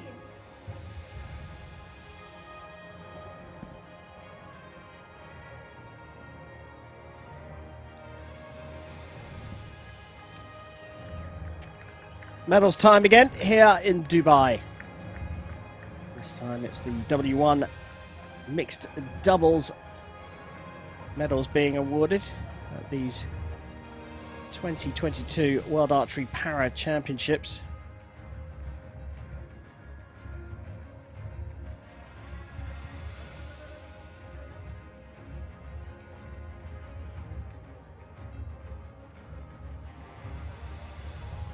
Not short of drama in the final either, with the clock running down.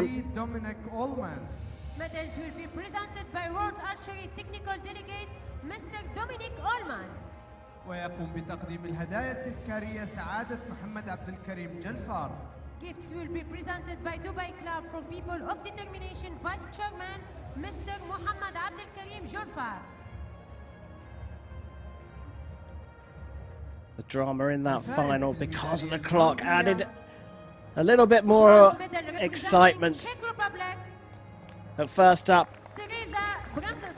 the emotions broke out for David Draninsky, claiming the bronze medal for the Czech Republic with Teresa Brantlova.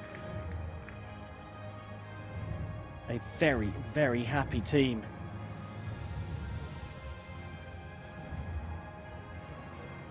It was great to see the emotions on Draninsky at the end of that bronze medal. It means so much to a man who's already very well decorated in this sport.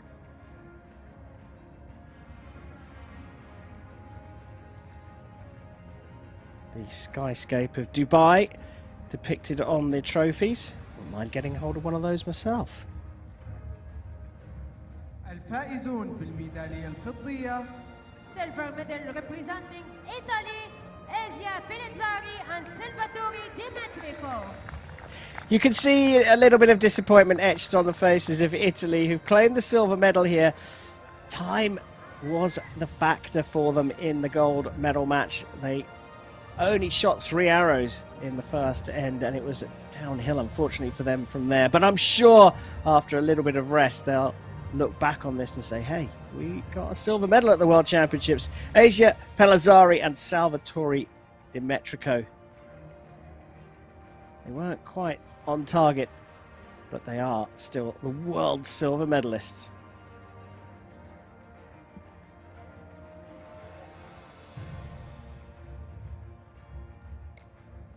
والفائزين بالميدالية الذهبية. Gold medal representing RAF, Elena Krutova and Alexei Leonov. Well, they were just great, this pairing. The third end in particular, something special. 2 9s and a 10, really putting the hammer down on the Italians. They closed it off. The world champions are Elena Krutova and Alexei Leonov.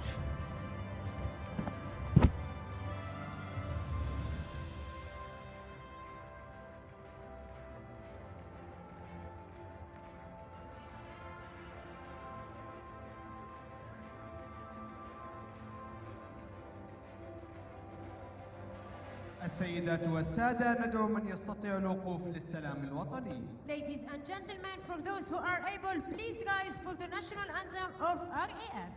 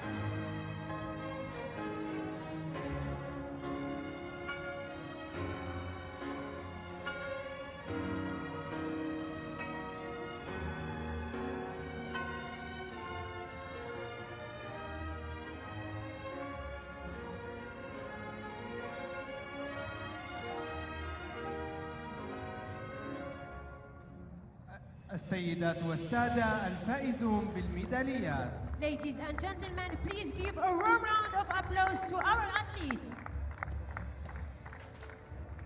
Well, there we have it. The medals presented here in the W1 mixed doubles. Gold going to Elena Krutova and Alexei Leonov. Silver with the Italians Asia Pellizzari and Salvatore Dimetrico. And the bronze with the Czech Republic, Teresa Brandlova and David Draninsky. All raise their hands here in celebration of the medals here in Dubai. A terrific competition in the W1 mixed doubles. That's the W1 doubles tournament completed here. Coming up very shortly, we'll move on to the very exciting individual matches. First, we'll start with the women's bronze and gold medal matches before switching over to the men here in Dubai.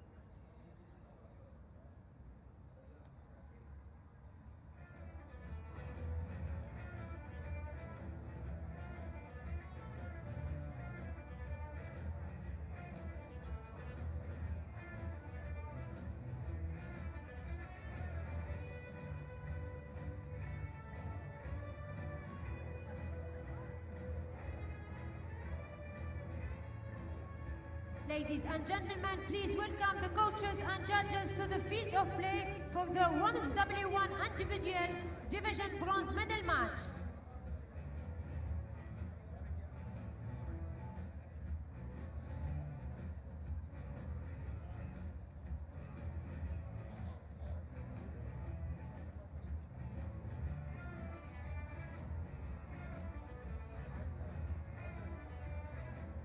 And now please welcome the athletes to the field of play.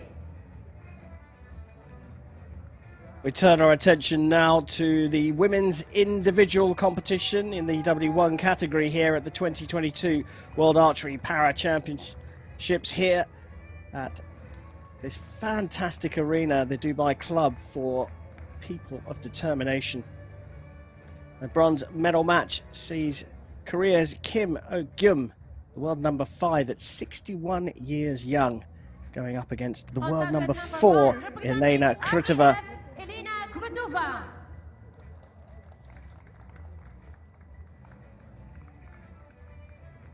On target number 2, representing Republic of Korea, Kim Oh-gyum.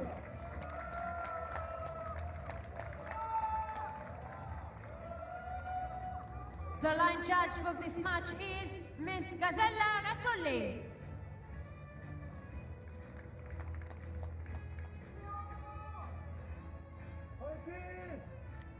Oh, what a lineup we have. The world number 4 against the world number 5. Krutova, 41 years old.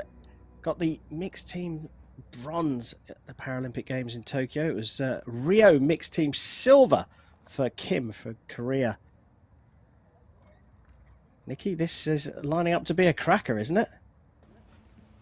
Really is. Two really well-matched athletes. It should be a fantastic match. All right, hold on to your hats, because the individual competition can be over in a flash. A cumulative score, but 5 ends, only 3 arrows per archer per end. Countdown clock has started for this bronze medal match, and it's Elena Krutova who will shoot first.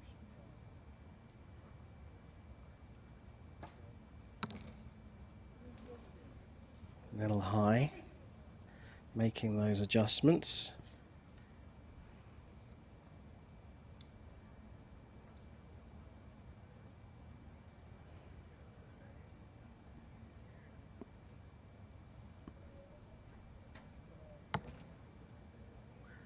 Well, that's bang on the line of the 5-6, so we'll get the higher score. So 1 high, 1 low.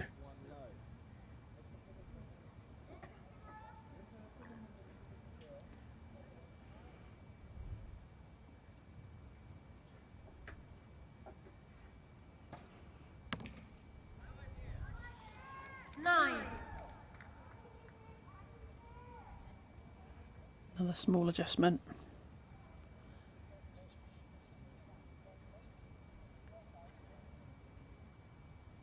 See the tips of these long rods, you can just see how much movement there is. It's impossible to hold it dead still.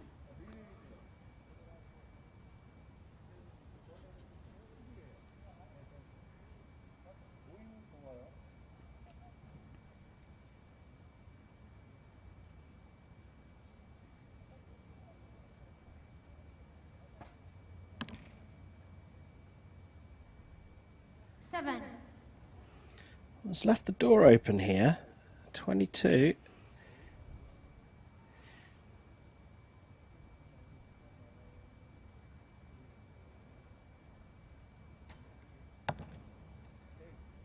Just drifting out into the 8. So just a 1-point gap between them. It could have been a lot more. But Nikki, both athletes making a lot of adjustments right the way through those first 3 arrows of the first end. Yeah, I think when you start off with your arrow in the blue, you know, you gotta react as quickly as possible. You know, is it an issue of your shot that you just did? Like, the conditions look really good here. They've come off a practice field. It might be in a different direction to this as well. So you've really just got to trust your shot. Was it a good shot that I made? And then make the adjustments you need and try and get into that middle as quickly as possible.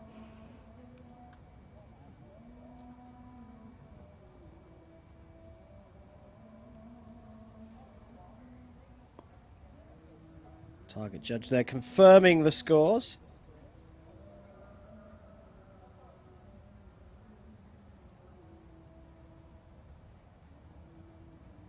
So is Kim trailing by a single point. It will be the Korean who shoots first.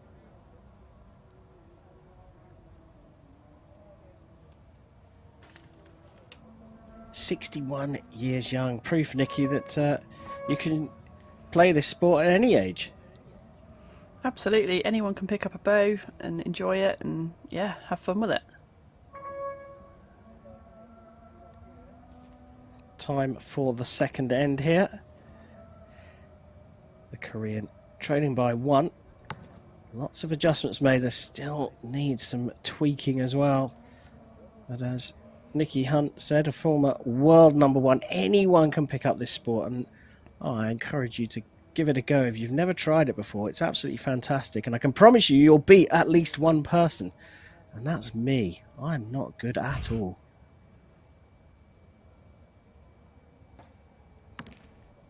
Hugely talented athletes.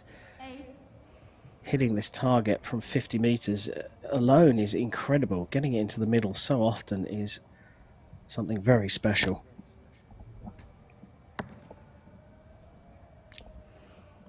Yeah, I think these images downrange sort of give you that bit of a perspective of what these archers are aiming at 50 metres away, an 80 centimetre face. It's not easy. 7.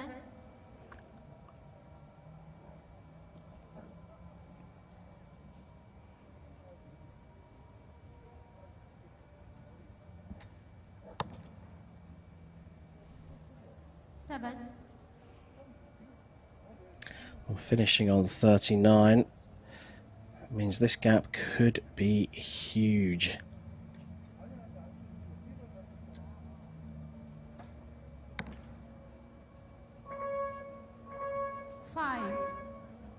Well, not quite as bad as it could have been, but it's still a 3-point lead for Elena Krutova. Things not quite going to plan for Kim Ok-yeom, is it? No, it just doesn't seem to be finding a groove. You know, lots of up and down arrows, keeps changing her sight there, you can see, but you've, like I said before, you've just got to try and stick to your normal shot. I think they've all just dropped below there, so she was making the adjustments she needed just to bring the back up again. You know, sometimes you get into this arena and you pop an arrow, you know, just because the nerves have been in here, and it's whether, you know, was that an odd shot or, you know, do you just stick with it or not? So she's moved her sight and then everything's dropped below here, but yeah, she's still got opportunity. Get back in that middle. Scores are confirmed, and Kim Ok-yeom will shoot first.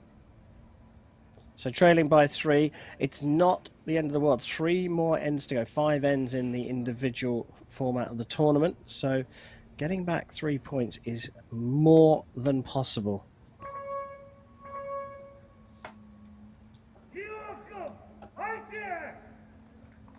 A bit of support there from one of the Korean coaches in the crowd.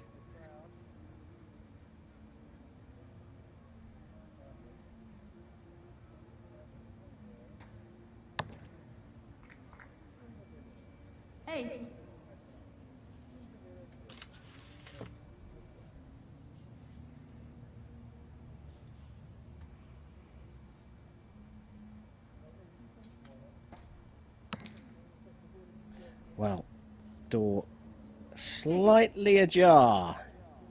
She's closed the gap by 2.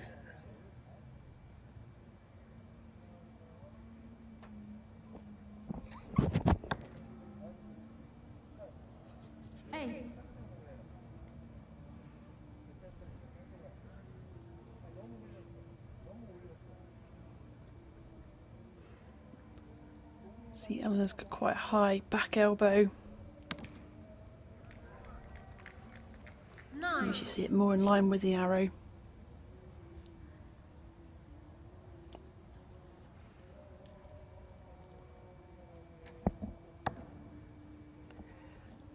Oh, she got herself back into this. She just clipped the line of the 7.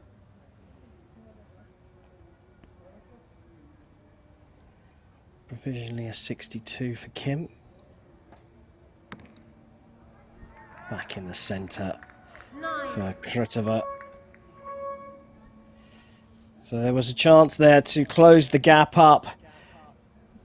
2-8, best start that she's had, Kim, but then threw in a 7, which will be looked at, I'm sure. That one on the left does look like it's just clipping the line, doesn't it? Yeah, I'd definitely be calling that in. No problem with that. Coach just in there helping. See the athletes smiling, which is good to see. Want to be as distracted as possible between ends. Think about something else. Just relax. Take that stress away. Then refocus again before the next end.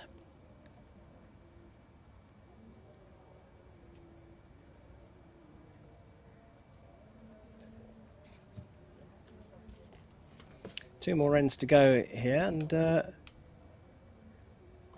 still all to play for. 4 points, not unachievable to close that kind of gap. Korean will go first again. She started with 2-8s in the third end. What can she start with here?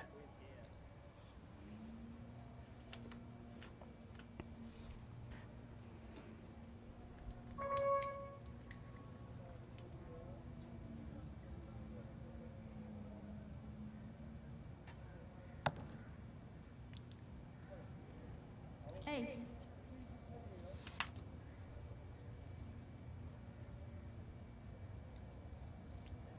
Kim looking for Krutova to drop points now. And that doesn't look like it's going to happen. 9.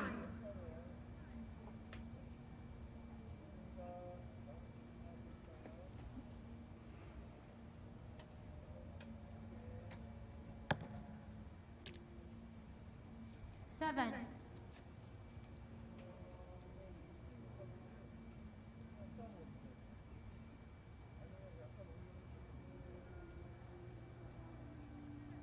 Just see a tipping forward a little bit. Oh, and a wobble.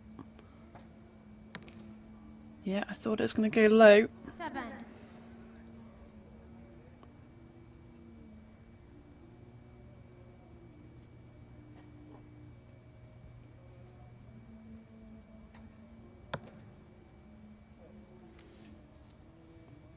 Eight.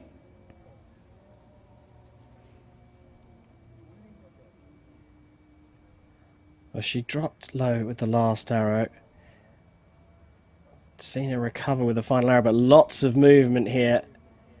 At full draw for a long time. Oh, but look at that. Remarkable recovery for a 91, and the lead grows ever further for Elena Krutova. 4 of the 5 ends complete, and Krutova looks in control of this bronze medal match. We are waiting for the judges' confirmation. Yeah, I think actually she's under quite a lot of pressure. You know, this is to get your feet on that podium, to get that bronze medal. So I'm seeing signs that she's a little bit stressed. We had a little bit of a tweak in that last arrow. So, you know, it's hers to lose now. She's got that 6-point lead, but she's got to maintain it, and this could be quite interesting.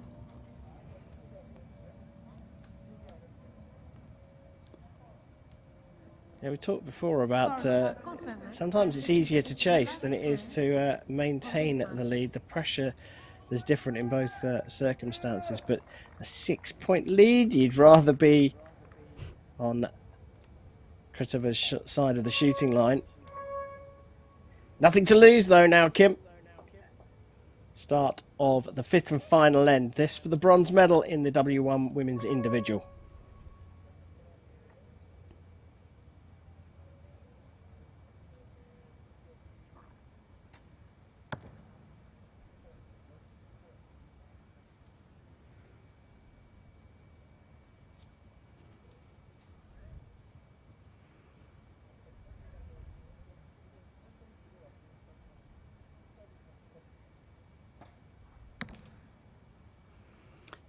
Again, I saw that kind of movement forward. You just sort of see her leaning and losing a little bit of balance perhaps, and then the arrow going low.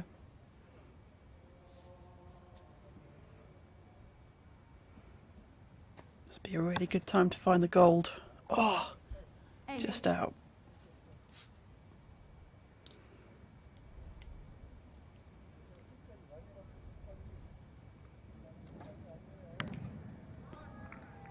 Faster shots, it didn't have that lean, better height. Final arrows to decide this bronze medal. Kim Ok-gyum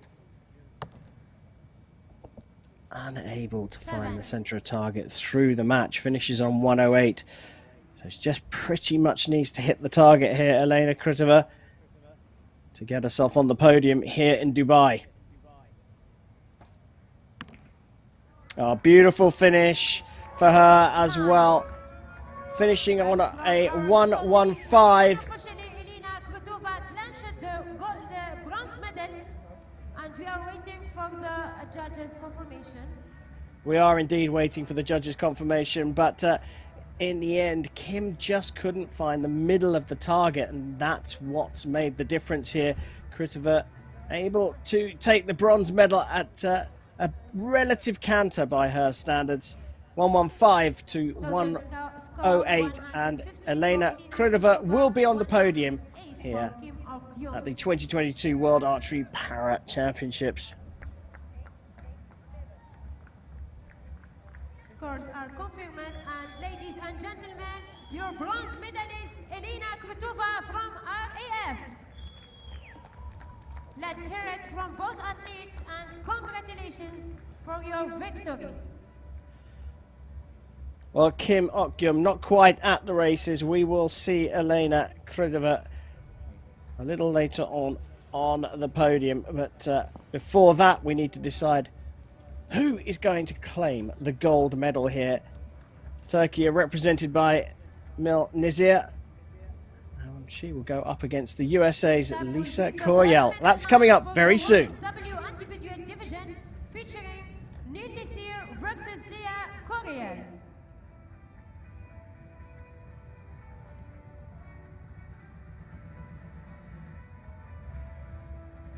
Ladies and gentlemen, please welcome the coaches and judges to the field of play.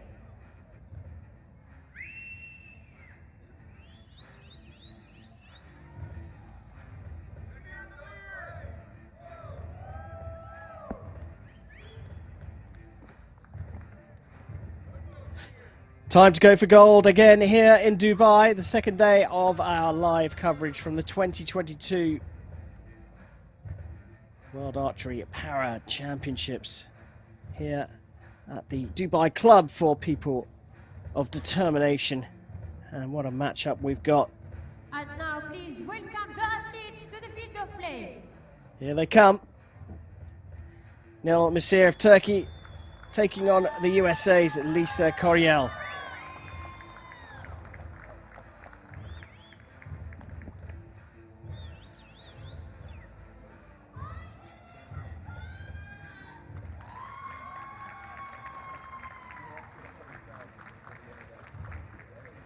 On target number 1, representing Turkey, Nil Misir.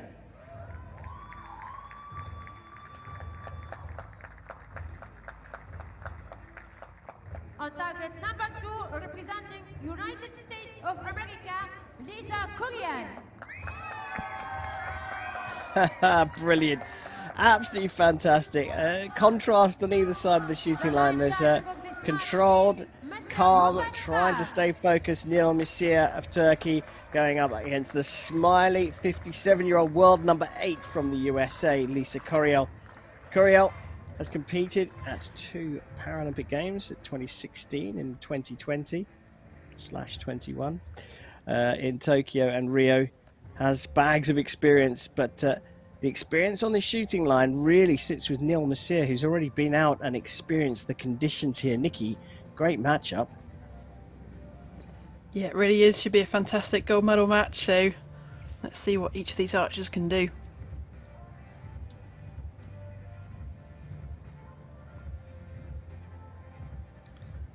As they prepare, a bit of support for both athletes. Nil Misir will shoot first.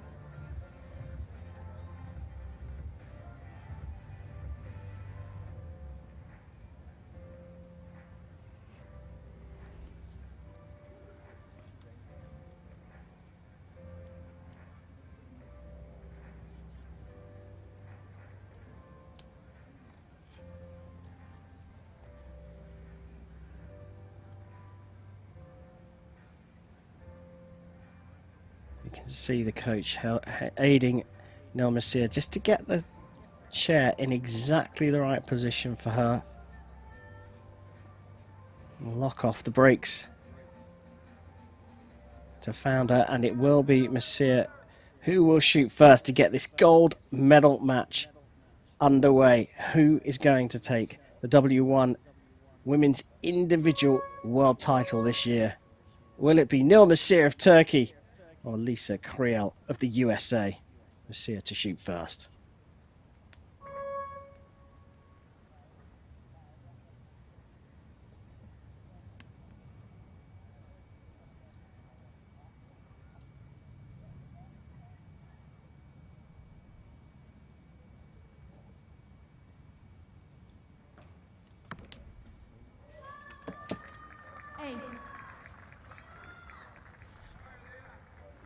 Just a little low and making a tiny adjustment.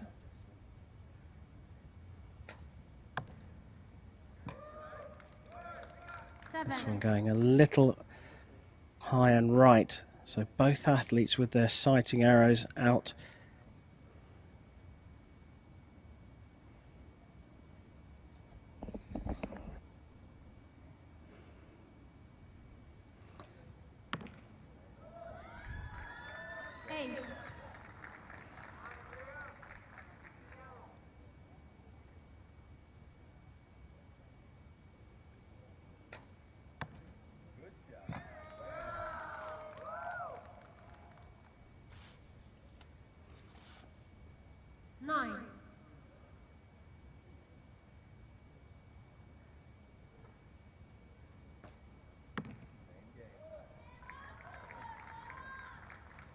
Seven.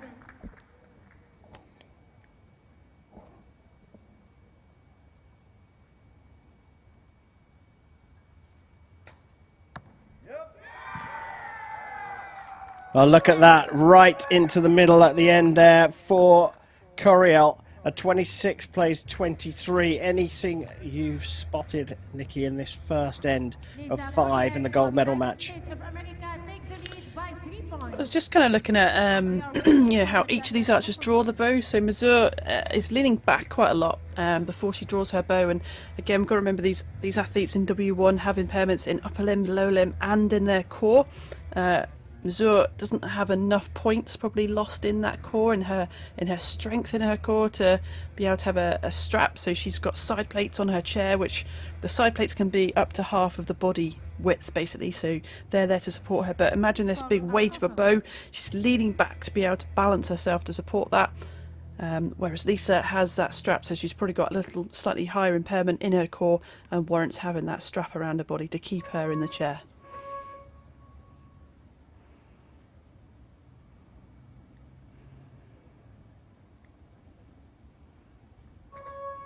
Well, time for end number 2. Messia 3 down. Sorry, make that 2 because she was marked up after the first end. She's going to shoot first. Oh, if ever you needed to hit the middle of the target, now was the time.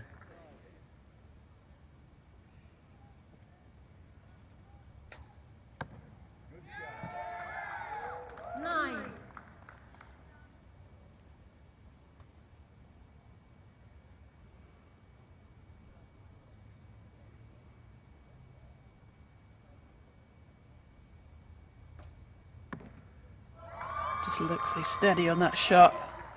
Really found the middle now.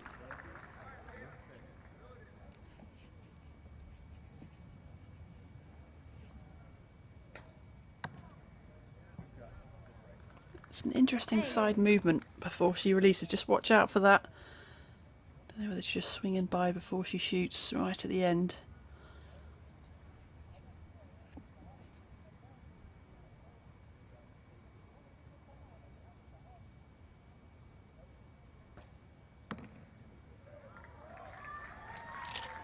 Just drifting off to the 8 there for a 52.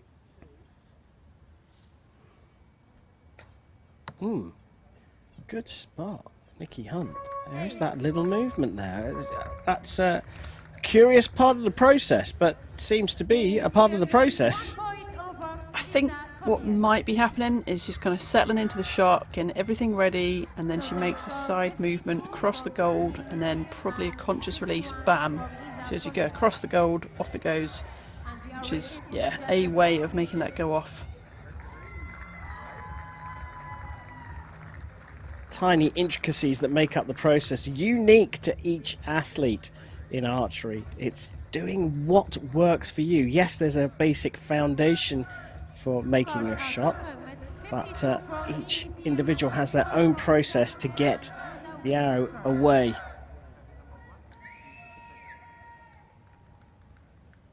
A swing of 3 points it is then, and Nil Messia, well, she really hit the middle of the target in the second end. Can she maintain that performance?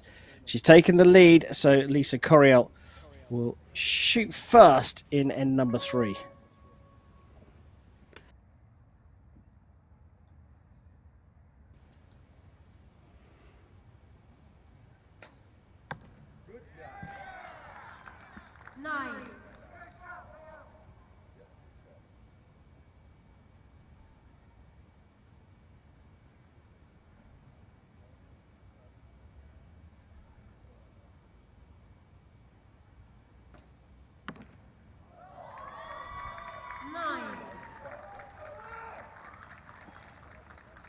So status quo after the first 2 arrows at the end.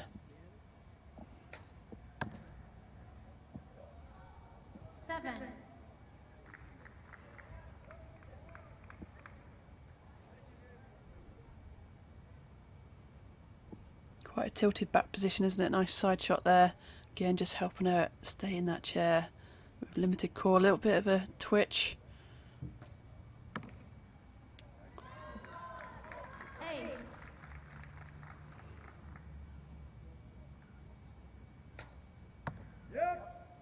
Very quickly at full draw, and a great final shot there into the 10 for a 77.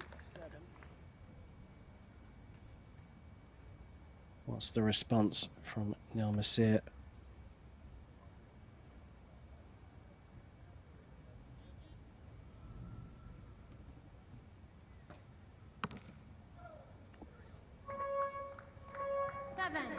Gone pretty high, and it's ended up in the 7 ring.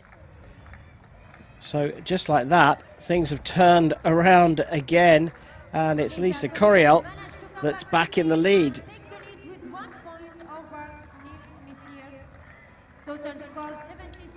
Well, you can see the response from the athletes as a result of that. Nikki, is a really interesting one, turning around in ends number 2 and ends number 3, the lead changing hands twice. Yeah, I mean, these archers are, you know, obviously really well matched in qualifying. They came out 5th and 6th in the qualifying event here, so, you know, they're both on form at this tournament, and yeah, really, really tight match. I think there's so much to play for here, so much at stake for gold medal or world championship title. There's definitely pressure affecting both of them.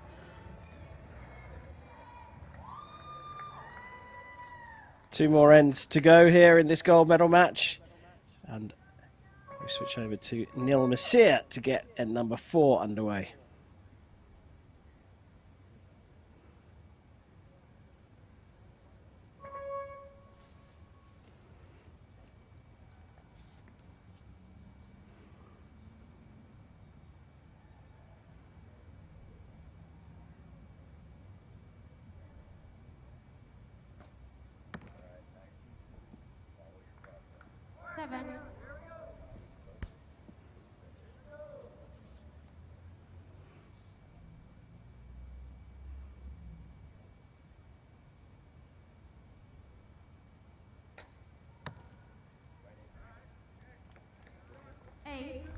A lot of communication between athlete and coach on the USA side of the shooting line.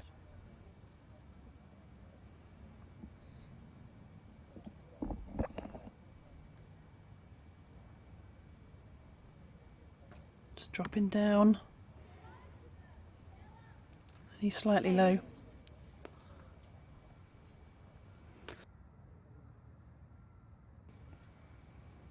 Yeah, the coach just talking her through that shot, isn't he?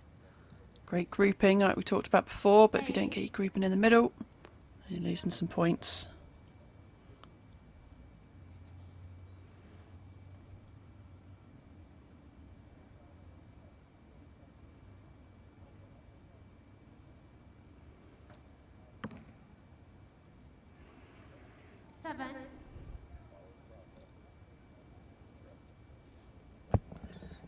Opportunity to open up a lead here and give herself some breathing room.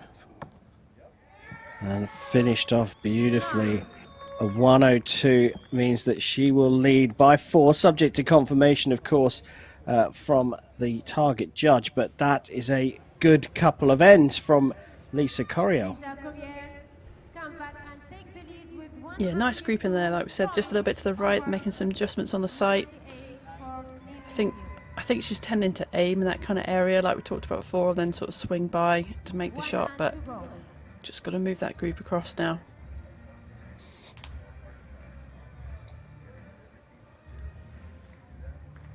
It was a superb second end from Neil Messier, 28 out of a possible 30, and the first 2 arrows are absolutely bang in the middle of the target, and it looked like she'd absolutely dialed in on the centre, but then it's just gone a little wild. I mean, when I say a little wild, we're talking 50 metres down the range, and we're talking about arrows that are less than 10 centimetres apart in the target. It makes such a big difference where they hit. Lisa Coriel with one hand on the world title here. She leads by 4. Neil Messier will shoot first, and it's just one simple job. Get the highest possible score you can to try and apply some pressure on your opponent.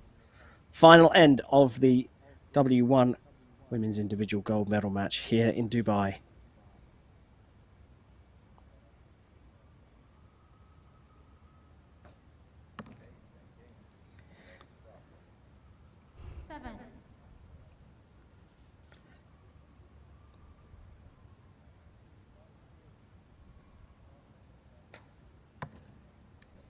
A little movement at the end served her well.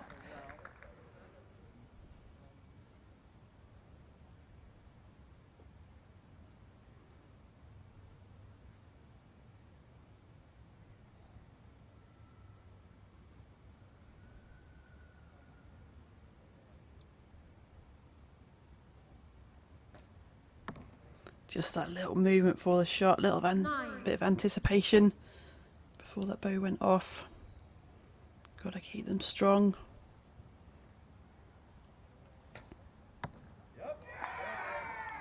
Now finding the middle after being that right-sided group.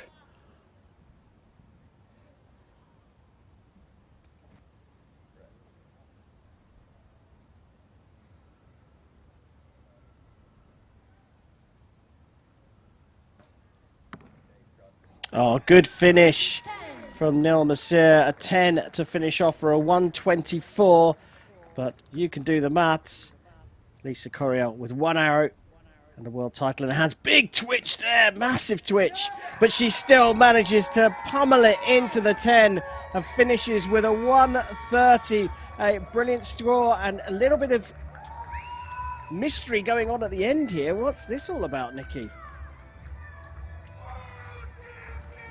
Quite sure they're discussing. I think maybe she just doesn't know where she's at or what's happened. That's the best place to be as an athlete. Oh, have I won? Is that finished? Brilliant end there. Brilliant. We knew she'd done it. She didn't. And the coach is saying, hey, you've done it. You're the world champion. Brilliant stuff there. Lisa Coriel of the USA. You can rub your hands together in glee there. You are the world champion. And let's hear it from our silver medalist, Newbury from Turkey. Congratulations for both of them.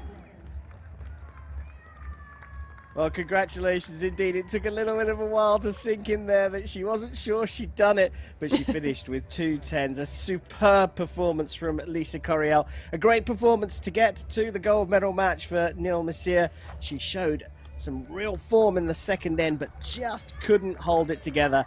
And the 2022 World Archery Para Championship W1 Women's Individual World Champion is Lisa Coriel of the USA. Now we are standing by the medal ceremony for the women's W1 individual division coming up next.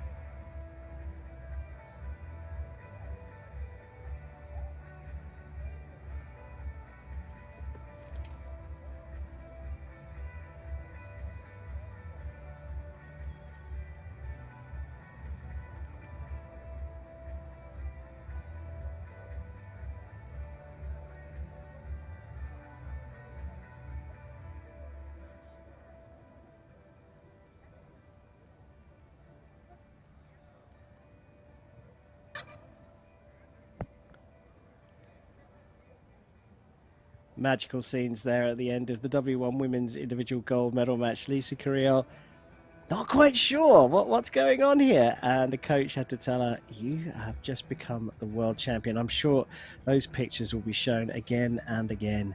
A brilliant end to the women's individual W1 tournament here in Dubai. We've got the medal ceremony coming up very, very soon.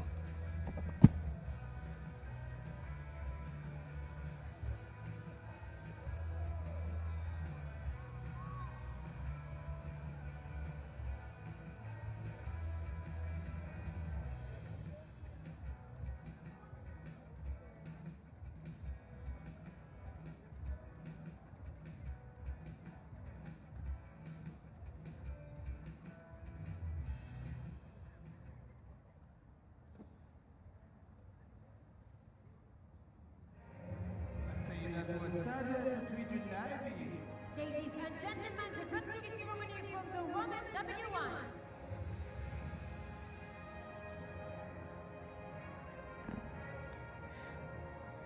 Time now for the W1 women's individual gold medal at these 2022 World Archery Para Championships in Dubai. The hosts here have been absolutely magnificent in the presentation of these World Championships. Still tricky times for organisers around the globe to put on these sporting events, but what a great job they have done along with World Archery.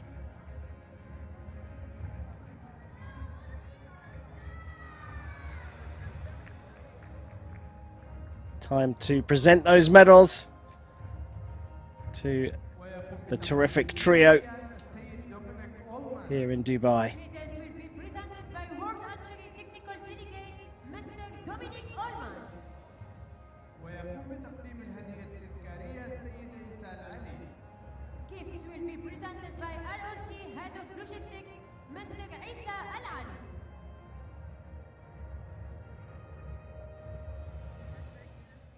الفائزة بالميدالية البرونزية.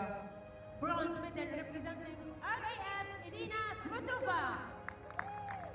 Well, just too good in her bronze medal match playoff. Elena Krutova collects the bronze medal here.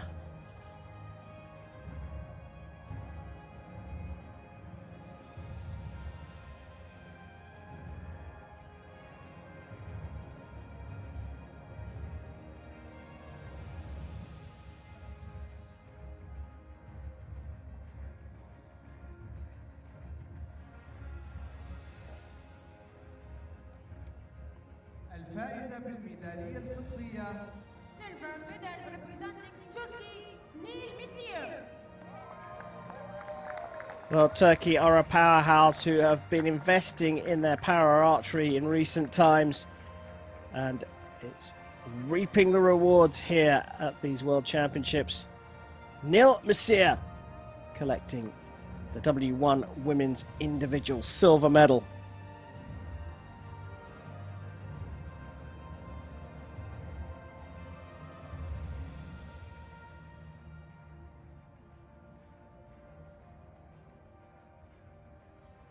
والفائزة بالميدالية الذهبية.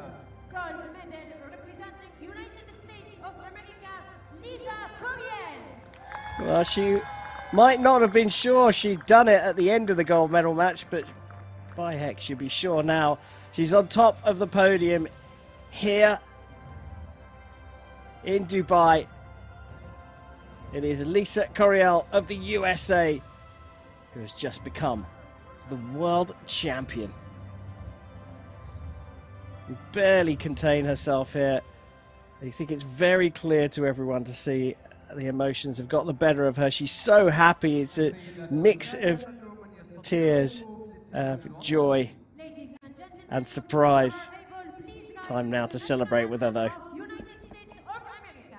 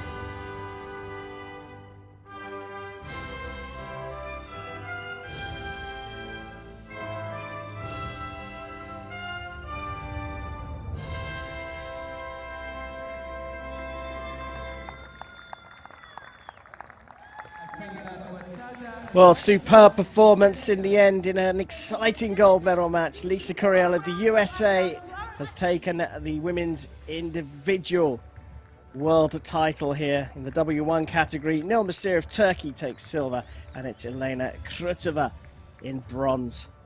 Coming up very shortly, there's more. We go on to the men's individual matches. First up, the bronze between David Draninsky of the Czech Republic and Mohammad Reza Zandi of the Islamic Republic of Iran. That will be coming to you very soon.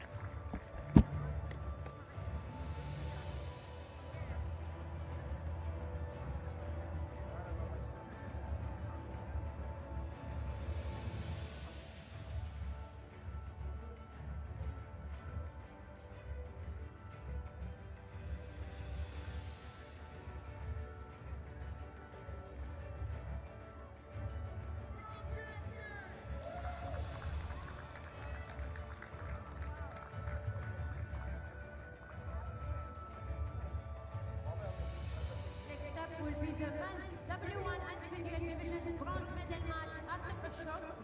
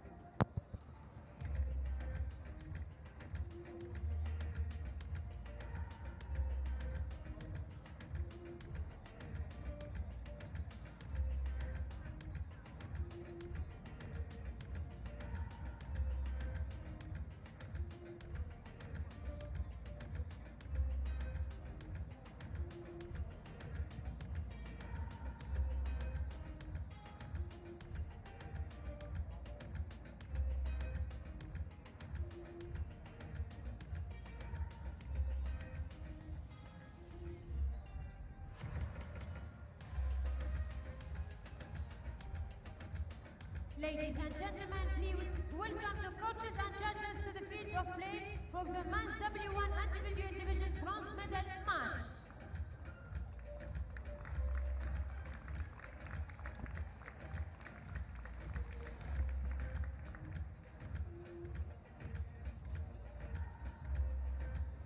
Anyone fancy a bit more archery? Good. We've got the bronze medal match in the men's individual coming up.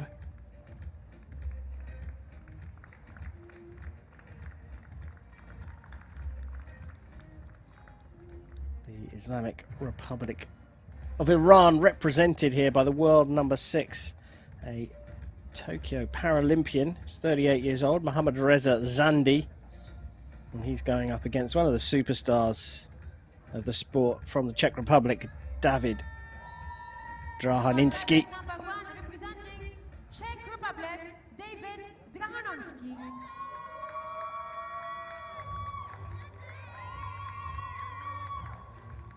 On target number 2 representing Islamic Republic of Iran, Mohammad Reza Zandi.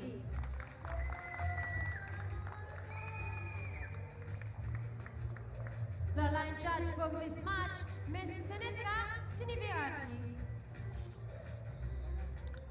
So, Draninsky really is a superstar here. Let's just go through his Paralympic record. 2008 Beijing, individual gold. 2012 London, individual silver.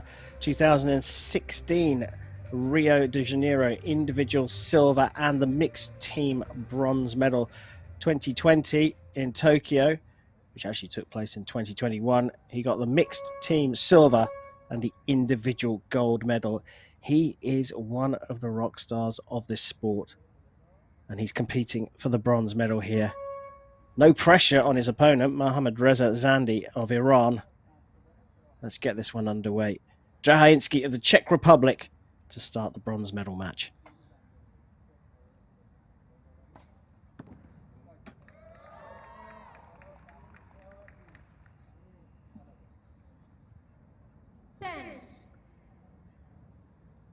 So an interesting contraption being used by Mohammad Reza Zandi of Iran.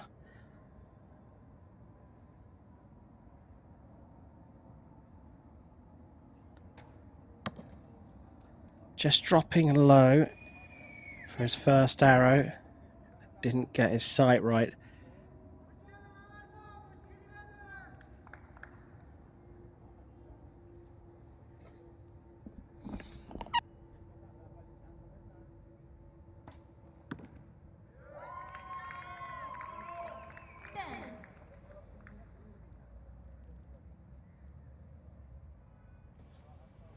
So yeah, you can see the peg in his mouth, and as he squeezes the peg, that pulls on the cable sets the release aid off.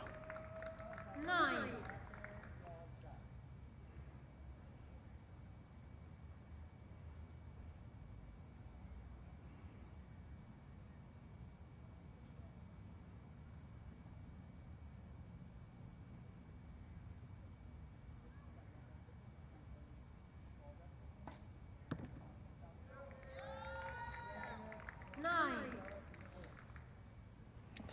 Well, that's a pretty solid start, a 29 out of a possible 30 for Draninsky.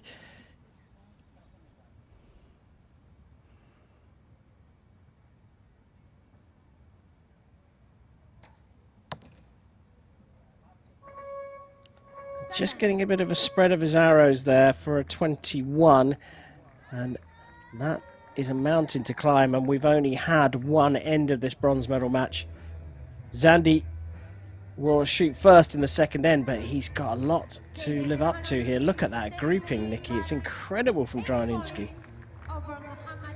Yeah, it really is top level shooting. A 29 out of 30, 50 metres away, this 80 centimetre face, so really, really amazing shooting.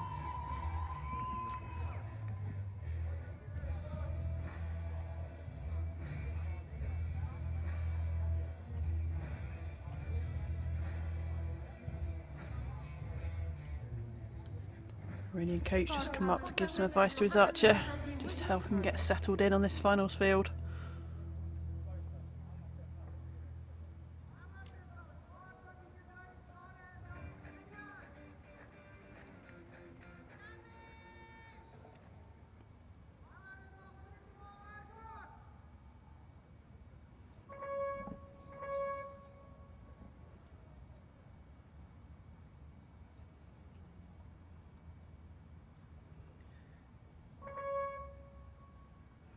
Good close up there of the release aid.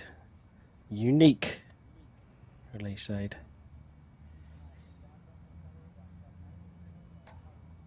And number 2 underway. That is what Zandi needed, right in the middle of the target. What a super shot that is.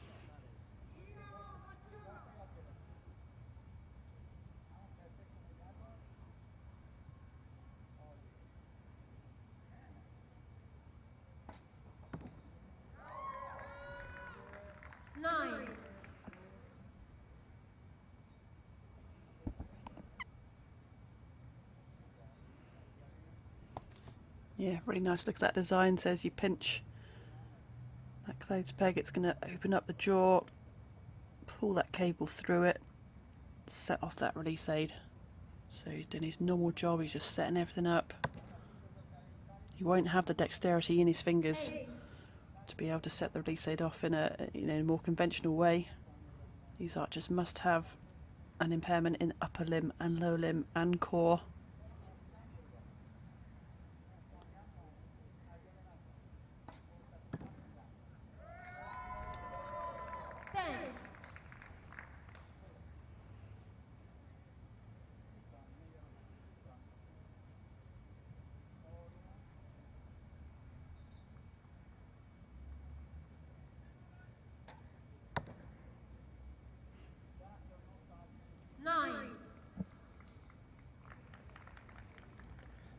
Well, finishes on 48.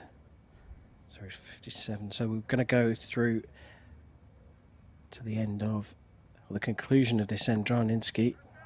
Oh, look at that grouping. It's absolutely phenomenal. 58 plays 48, and that lead gets ever bigger. And what form is Draninsky on? Yeah, he's shooting so well. 58 out of 60. I think he could beat most people right now.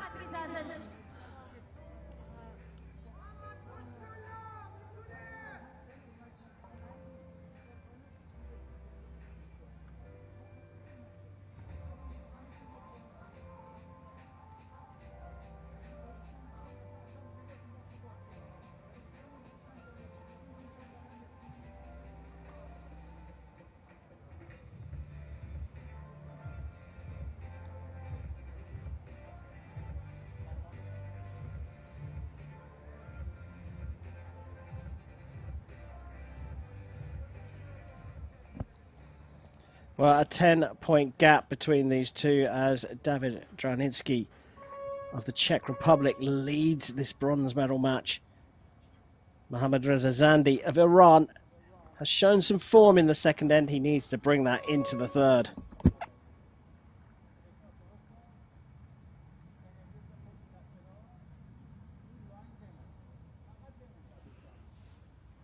Just see a bit of a cant, a lean of his bow. These archers don't get the option of having a spirit level, a W1 level. There's no magnified sights, no peep sights, and then a limited bow of up to 45 pounds maximum draw weight.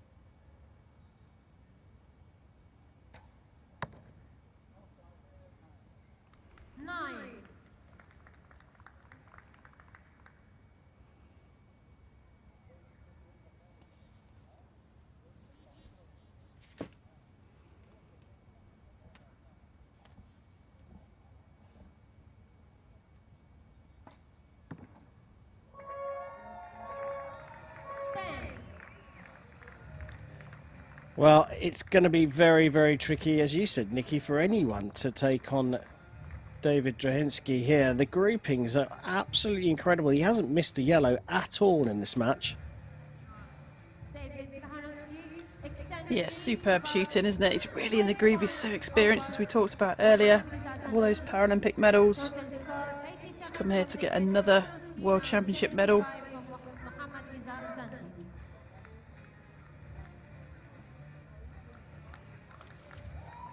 We are waiting for the judges' confirmation.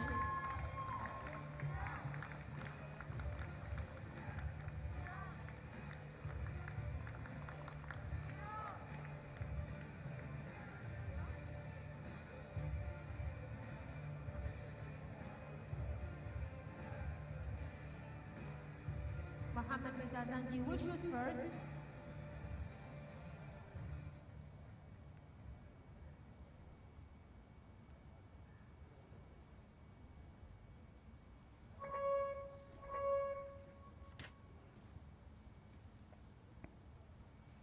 So time for end number 4.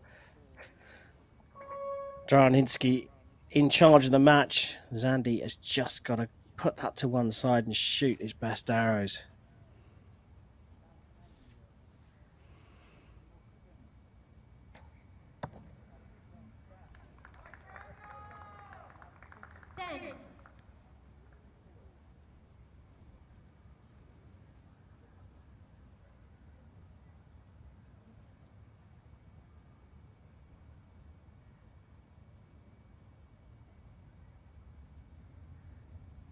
A little bit of movement on that shot. Wasn't quite as composed. Managed to 9. get it nice and steady before releasing.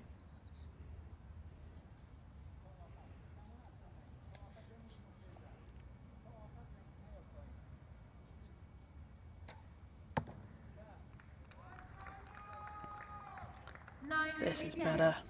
This is what he can do.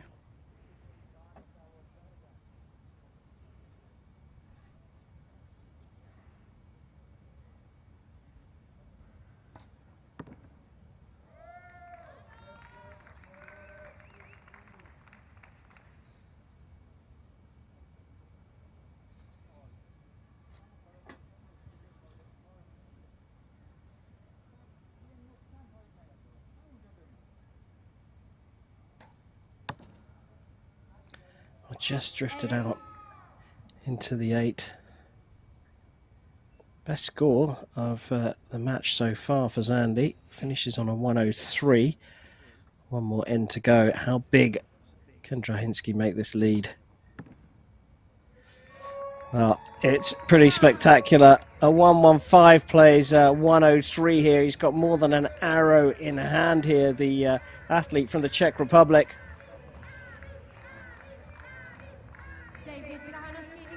Glimmer of hope, though, for Zandi with those 3 arrows in that 4th end. I mean, he's really shown what he can do, and I think he just had such a slow start. I don't know what went wrong for him at the very beginning. Was it nerves? Was it, getting into this venue is so different from shooting in the qualifying rounds and even the matches leading up to the finals venue. And was he unsettled by the environment, or was there something not quite right with his equipment in that first end? But he's really shown us what he is capable of, and would have been a much tighter match if he'd got into it a bit quicker. You're watching the 2022 World Archery Para Championships and listening to the expert opinion of former world #1 Nicky Hunt in this W1 individual men's bronze medal match between David Draninsky of the Czech Republic and Mohammad Reza Zandi of the Islamic Republic of Iran. And it's this man here, Zandi, who is struggling. 12 points down. He'll shoot first in the final end. He's looking for some big scores with his 3 arrows and for an error from his opponent, which doesn't look likely to happen.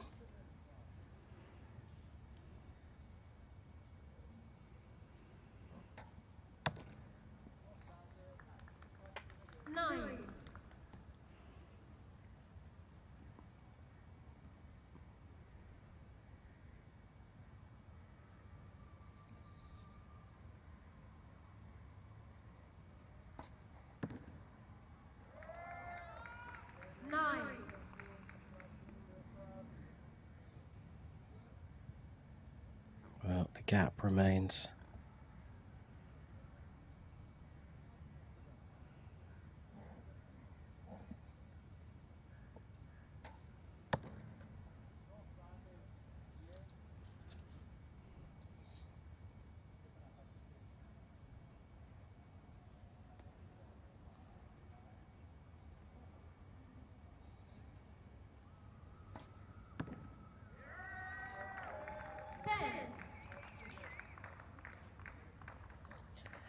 Well, that puts it out of reach. He knows he's got the bronze medal. Zandi knows it's out of reach. Can let this one fly. No pressure. Finishes with one of his best shots so far of the match. And a 130 for Zandi. What's the final score going to be next to the bronze medalist from the Czech Republic?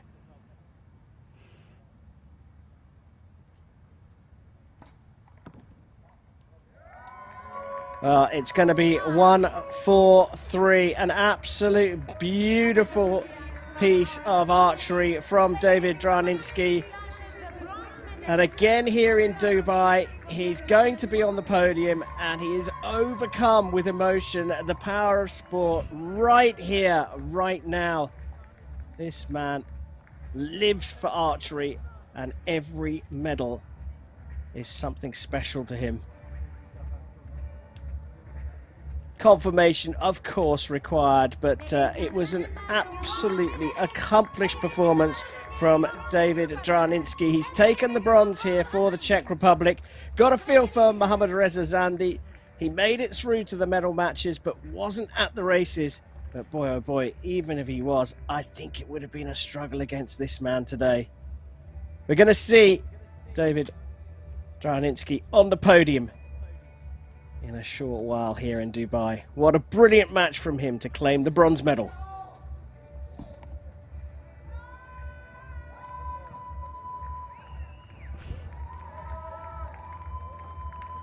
I think that's his happy dance right there. He's just such an inspiring character, isn't he? You know, set up that project in Prague to get other athletes shooting arrows as well, and you know, using archery so positively. Fantastic athlete. And he's provided a great deal of entertainment here in the United Arab Emirates at the 2022 World Archery Para Championships.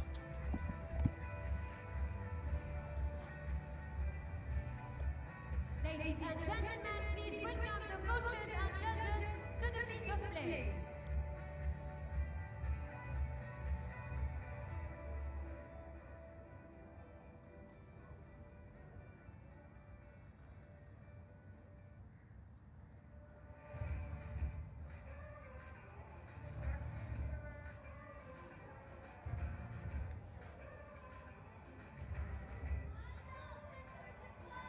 And now, please welcome the athletes to the field of play.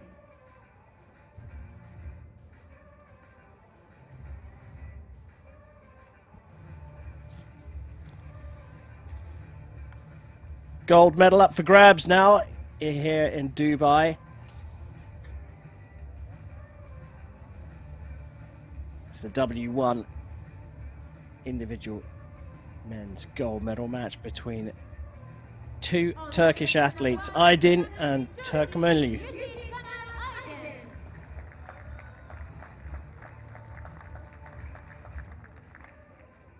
On target number 2, representing Turkey, Nihat Turkmenoglu. The line judge for this match is Mr. Tafir Ahmed. So this is it, a superpower in the sport of archery. Turkey have both the gold medal archers here competing out in Dubai. Yayat Aydin is a two-time world champion, 29 years old and the world number 5. He's going up against his teammate, the 33-year-old world number 4, Nihat Turkmenoglu. Both from Turkey. Turkmenoglu is the individual Paralympic silver medalist. He wants to upgrade it here, but he's got his teammate to get through.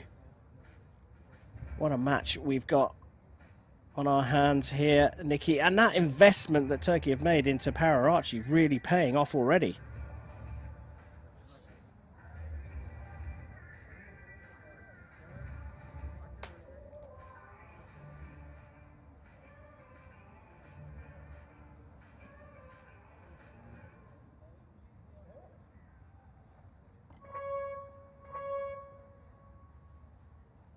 So here we go, 4 gold, Aydin versus Turkmenoglu.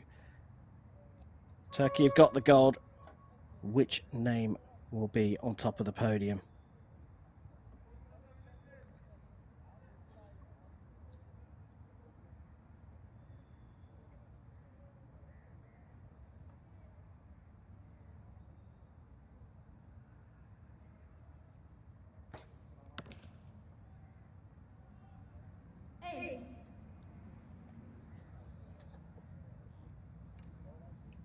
Sighter of an 8 already could be an opportunity for Turkmenoglu.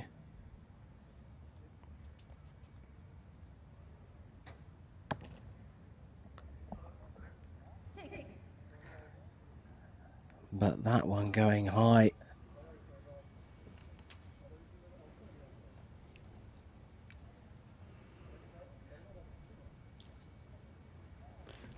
Just a little wobble coming into the end That shot.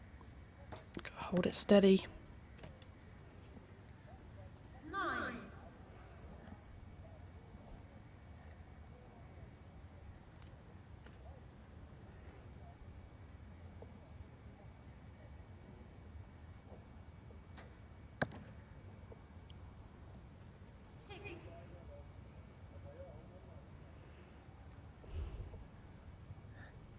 Well, Turkmenoglu having to make a huge adjustment at the moment.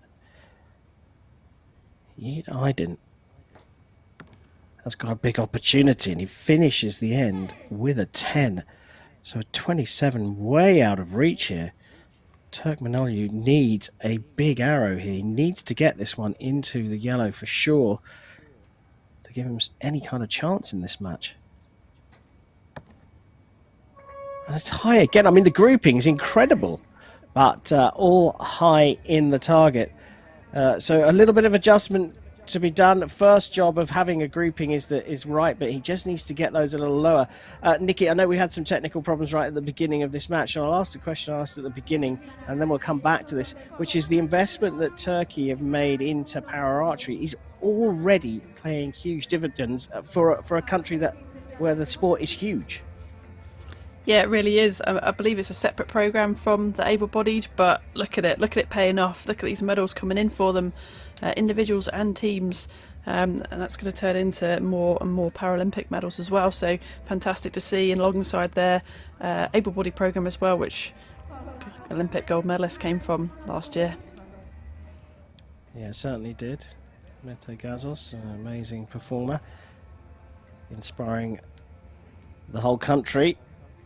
Turkmenoglu, I know we haven't got much time before this end gets underway, but a very difficult end. Some hope that the grouping was fantastic. Yeah, make the adjustments, get them in there. You heard it.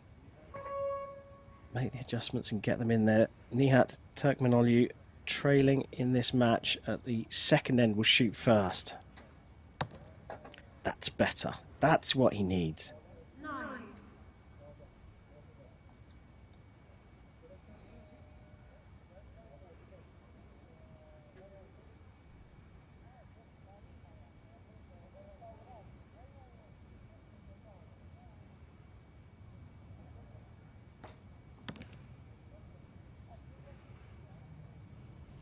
Maybe 9.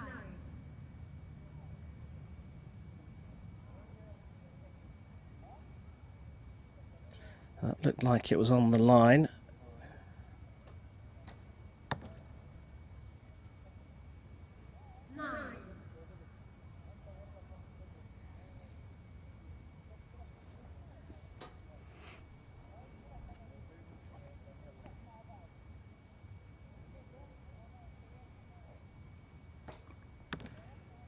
Just looks steady, doesn't it? Nice and simple, nice and steady, making a little adjustment.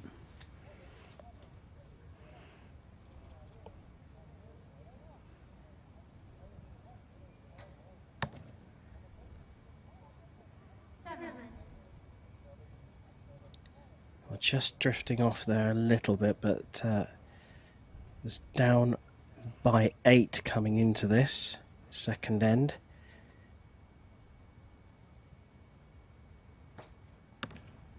Oh, he's going to be down by 9. Another 10 for Aydin.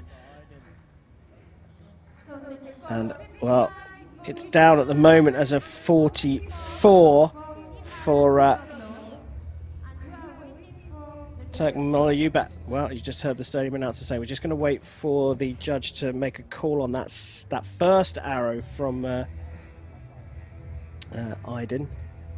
We'll just have to have a look at that one. It looked really close, didn't it, Nikki?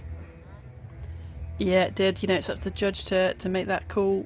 They look from both sides of that magnifying glass and make the best call they can.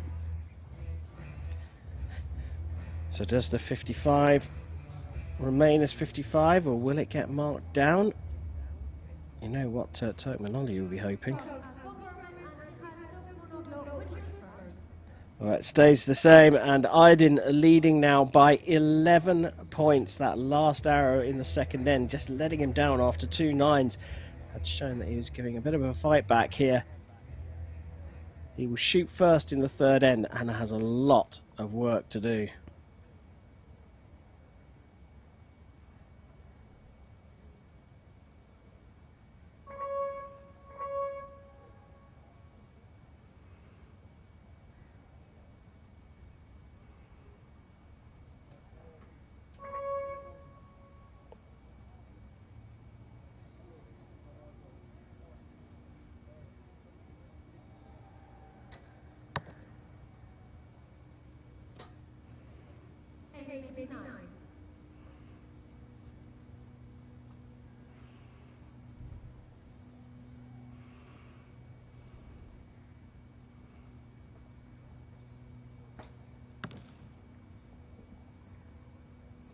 Just look at that pattern on the target. It's always good to look at the holes of existing ends and just see these patterns a little bit up and down.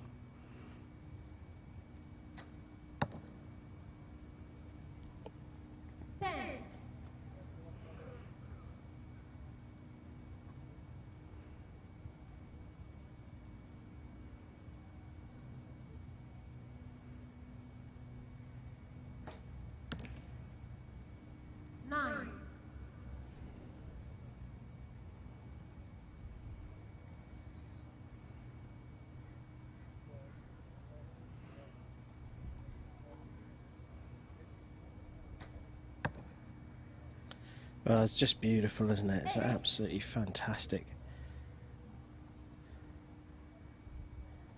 But is it going to be enough? You can see that it's just ahead by one, and Aydin with one arrow to go. He's closed the gap up, that is for sure. But it goes from 11 to 9, and we've only got 6 arrows per archer left. I don't want to call it, Nikki, but this is a mountain to climb, especially when Aydin is in such great form. Yeah, it's a really tricky one, isn't it? But, you know, it's never over till it's over. You've got to keep going. Anything can happen. There's all sorts of errors that could come up, equipment failures.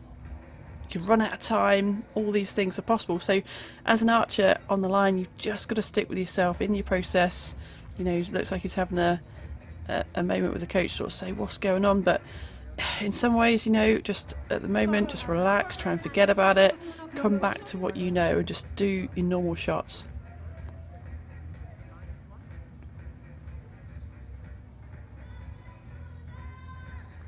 End number 4 to come. Nihat Turkmenoglu really has to just forget about everything apart from shooting his arrows. He needs to pretend that he's in his training ground and just put it all to one side.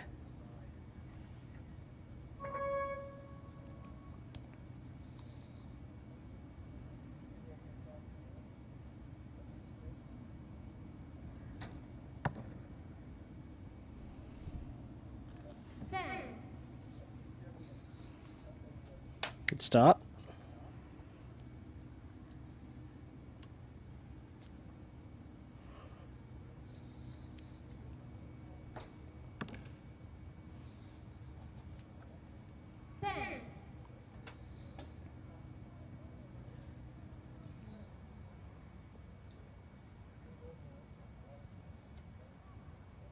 Just look at the movement in that front arm, look at the tip of the long rod.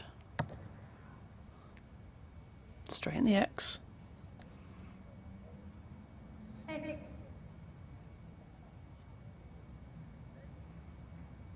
The X is the very centre of the 10. It still scores 10, but it's even more accurate.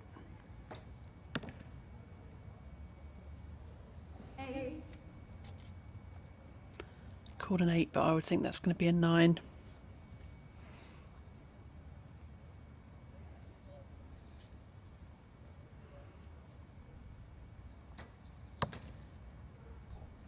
Well, chance to close it up even more just disappears. A 101 on the scoreboard for him.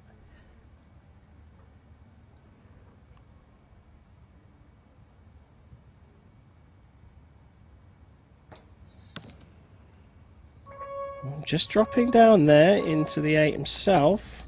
Aydin. So we think that's a 107, possibly, but we wait for the target judge to confirm the scores here. The score is 106 for Gejit Kanar, Aydin, and 101 for Nihat Tukumonoglu.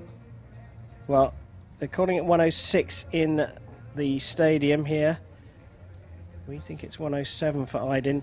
He came out of the first end up by 6, out of the second up by 11, and then the fight back has begun for Nihat Turkmenoglu. Closed the gap by 3 in the third end, and here we think he's closed it by 2. Currently 106 for Aydin. We think that's going to get marked up to a 107, but we have to wait for confirmation.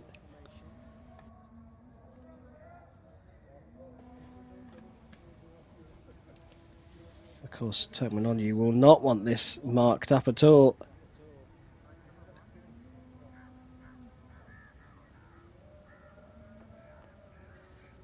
Well, we know that Turkmenoglu is going to shoot first. We'll wait to see what the scores are.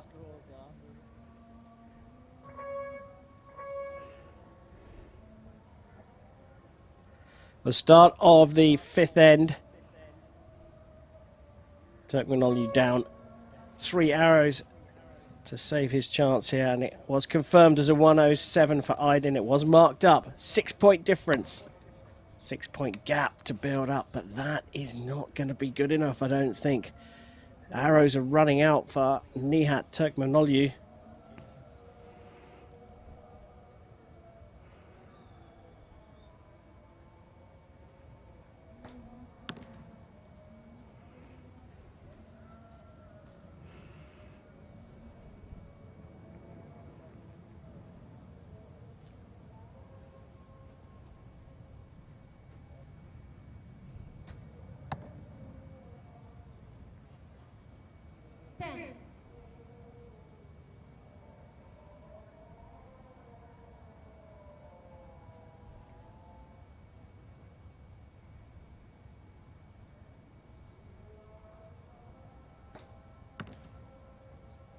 He looks pretty still, doesn't he? Got good pressures through front and back of his body.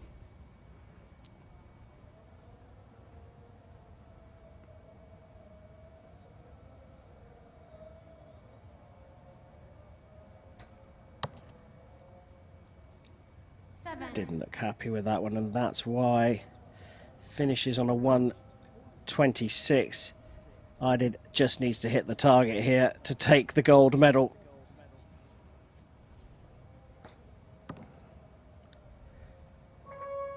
And it looks like that one has clipped the line for the... No, it's the best arrow of the lot, actually, for a 136. And what a win. He took advantage when the opportunity presented itself. And Yiğit Aydin of Turkey is the W1 Men's Individual World Champion of 2022. We are waiting for the judges' confirmation, of course. But Nikki, look, I feel for Nihat Turkmenoglu because that first set of arrows, the grouping was something special. It was really, really tight, but just all high. And that really is what lost it for him.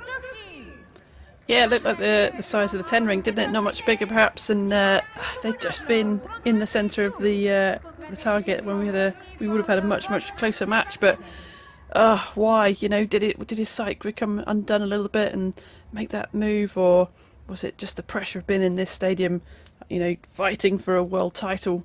But great shooting from Aydin. Yeah, hats off to Yiğit Aydin. You don't want to underestimate what he did here. He took advantage of an opportunity after the first end, and he saw it through to take the world title. And whatever, it's going to be gold and silver for Turkey, and I'm sure that they will be cheering off the rafters in the Ocular Vakfi in Istanbul.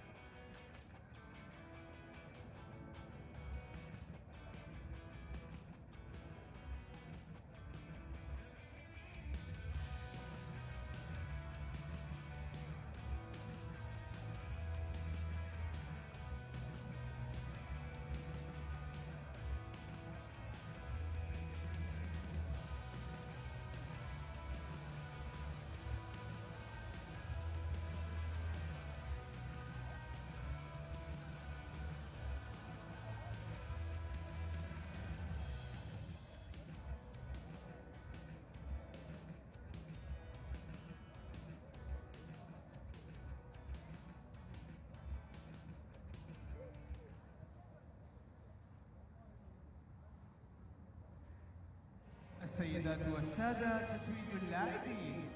Ladies and gentlemen, the victory ceremony from the man W1.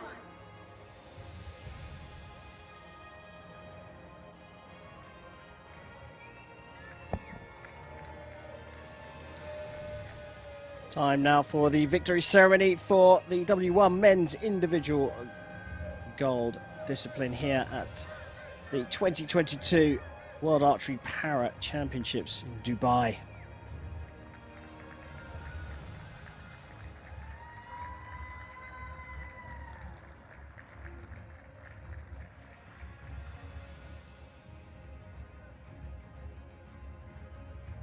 ويقوم بتقديم الميداليات السيد علي زايد.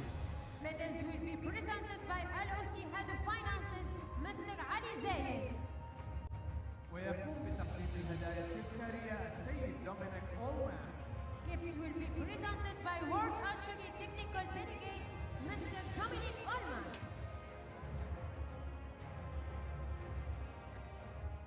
الفائز بالميدالية البرونزية Bronze medal representing Czech Republic, David Draninsky.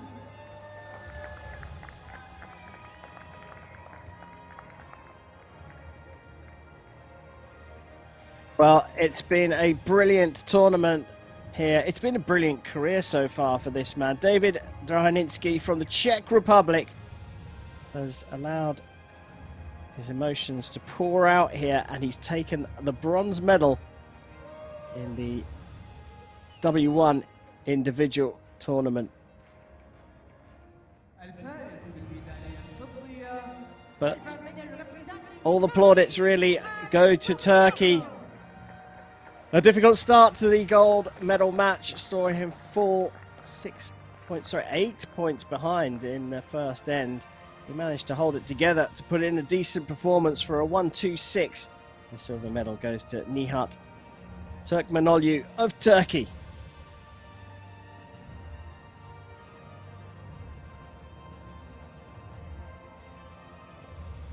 والفائز بالميدالية الذهبية gold medal representing Turkey, Yejid Kanar Aydin.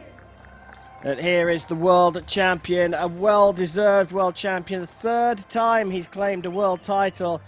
The 29-year-old Yiğit Aydin of Turkey is the 2022 world gold medalist.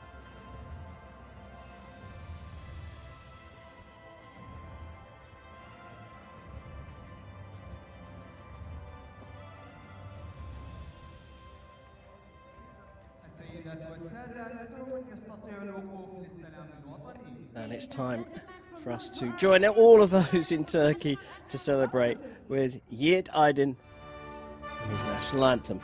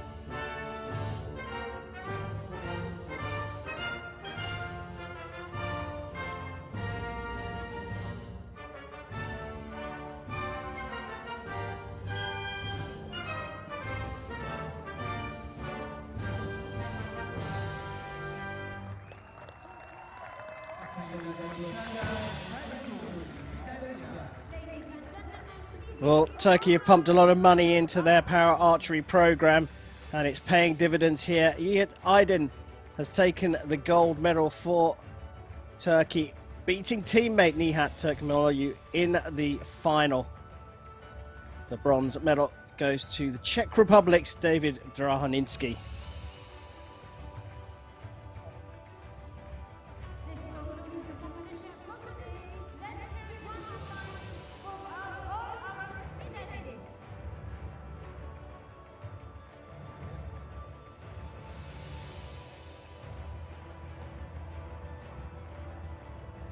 Well, that's it from the action for today, but we have a little bonus for you.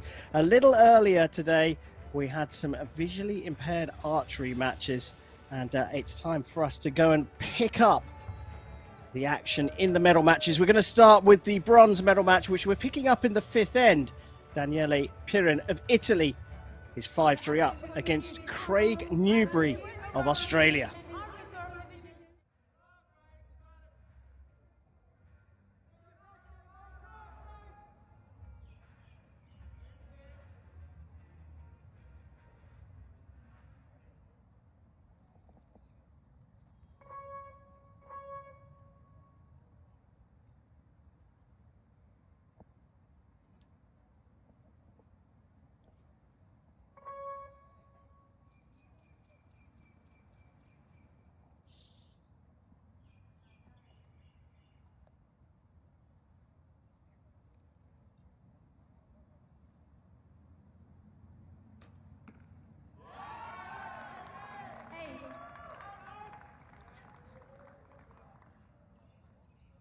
Well, the fifth set here in this match.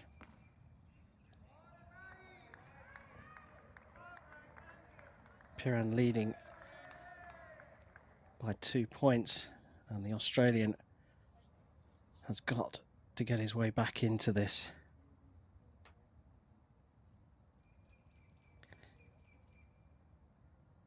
Blacked out glasses for the archers. They've got one category here in the visually impaired disciplines. So those that have some vision have to wear the glasses. In fact, everyone does.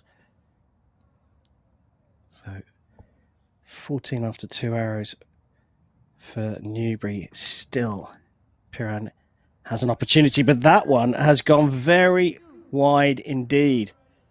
That's opened the door here. Just 2 for Pirin with his second arrow. Newbury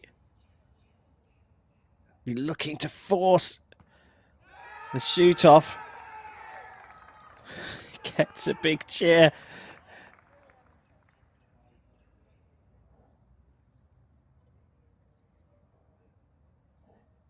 He's put this one out of reach, and a 13 is all that Pirin can force here. So we go 5-5 in set points, and look at Craig Newbury. What delight from him. He's forced to shoot off Nicky. What an amazing match we have. Absolute nail biter, taking it all the way to a shoot off. 1 arrow now, closest to the middle. So they clean the targets.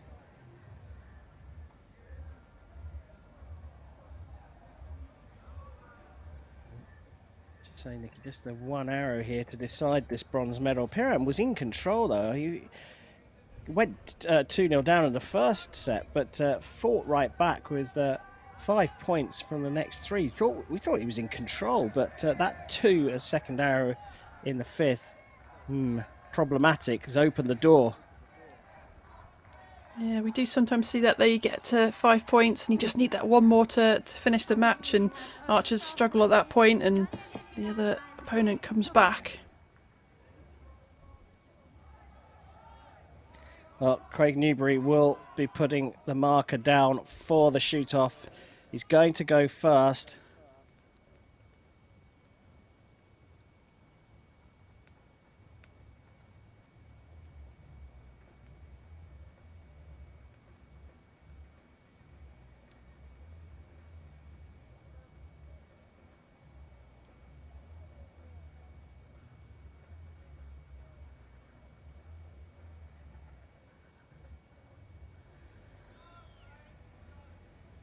Oh, the tension's building here.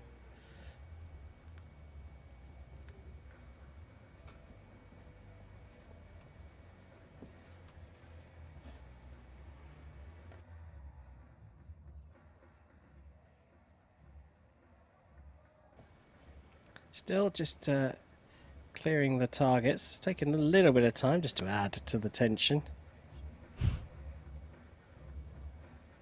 It does give us an opportunity to talk about the visually impaired discipline here. They've got a device right next to them, the archers. Tell us a little bit about that, Nikki. Yeah, it's a great view of their tactile sights. So obviously with those glasses on, they've got no vision at all.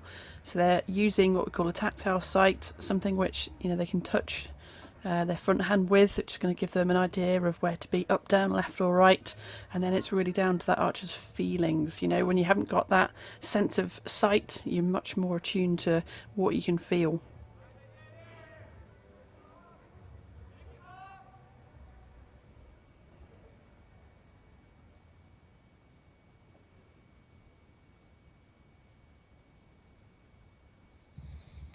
Well, it's time to see who is going to claim bronze here. The break just adds a little bit. Of course, there's normally a break when we go to a shoot-off for tiebreaker, but now Craig Newbury will shoot first. One arrow to decide the bronze medal here.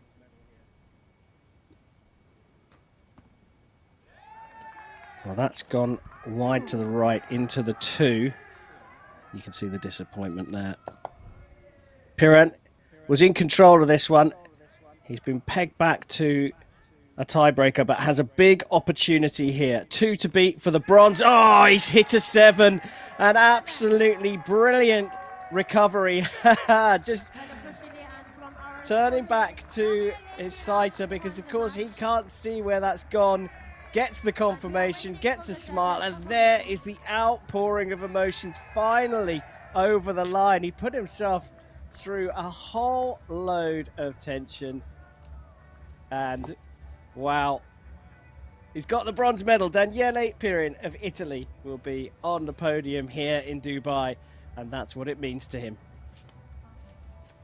Ladies and gentlemen, your bronze medalist, Daniele Pirin from Italy.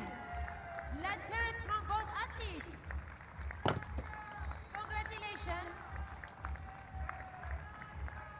Well, brilliant performance from the Italian. He was 5-3 up, but battled back from Newbury, went into a tiebreaker, and he's done it with a 7.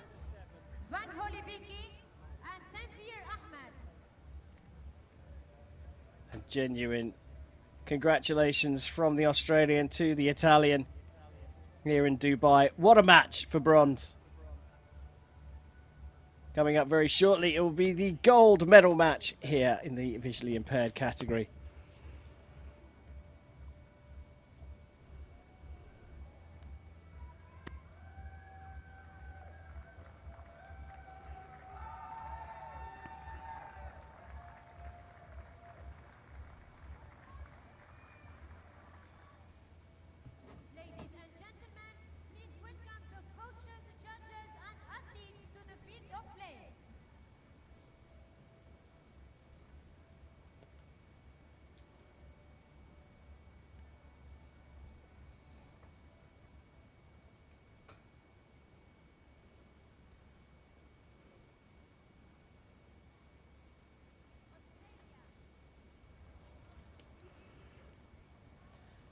Time now for the gold medal match in the visually impaired category here at the 2022 World Archery Para Championships in Dubai. Number 2, representing Belgium, Robin van Hollebeek, sorry.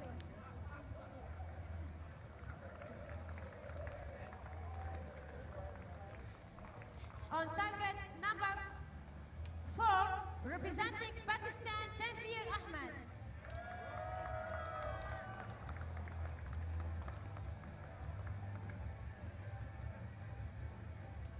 The midday sun perhaps getting to our stadium announcer here. We have a lineup here for the gold medal match of Ruben van Hollebeek of Belgium. And he'll be going up against Pakistan's Tanveer Ahmed.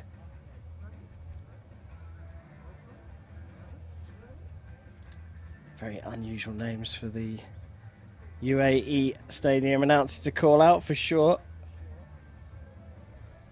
And you'll see that the targets at the end, well, there's 4 of them, and these visually impaired archers are shooting into targets 2 and 4. Van Holbeck shooting into target 2. And Ahmed shooting into target number 4. They're set up and ready to go. The range is clear. We're safe to shoot. And it will be Tanvir Ahmed to get this gold medal match underway.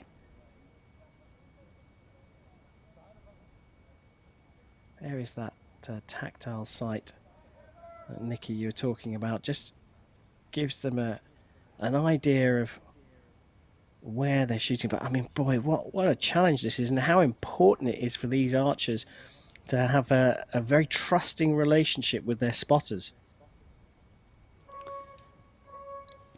Yeah, just a tactile sight, just a touch sensation of where to aim at 50 metres away. It is Van Holbeck who will get us underway here.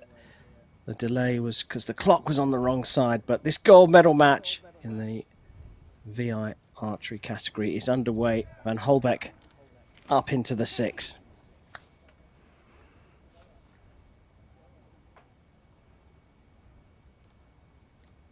Incredibly challenging, and then you add on top of that the nerves that will be going through these athletes right now.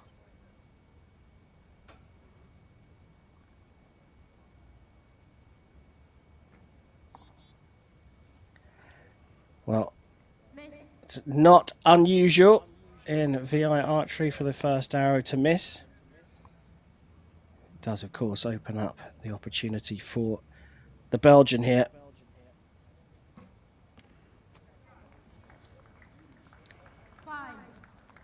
So those discussions coming across, and it goes over to the other side.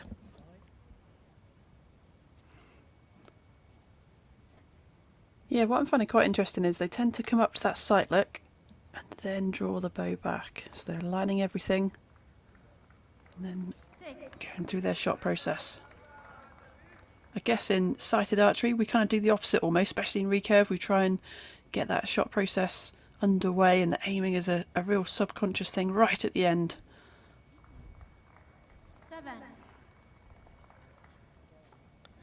Well, that 7 puts this set out of reach. You'll see that the archers are using recurve bows.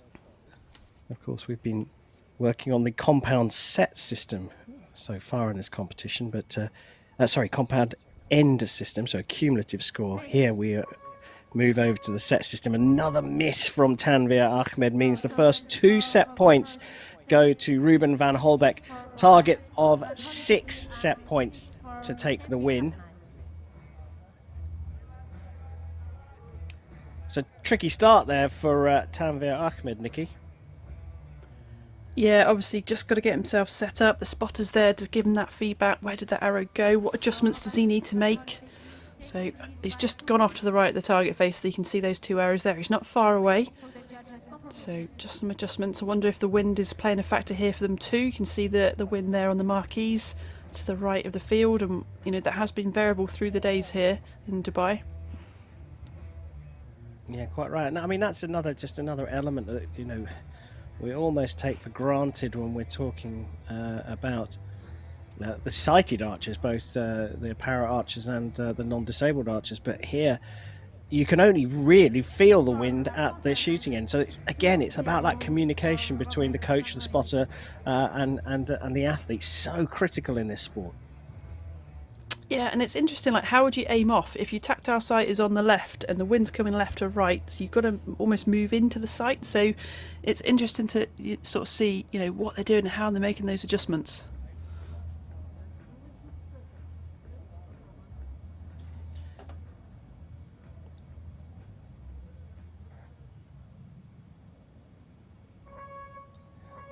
Well, Van Holbeck leading by 2 set points after the first set means that Tanvir Ahmed will shoot first. Missed twice in the first set.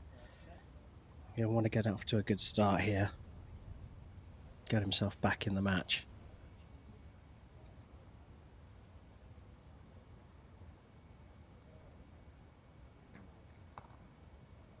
There we go. Into the 5 ring.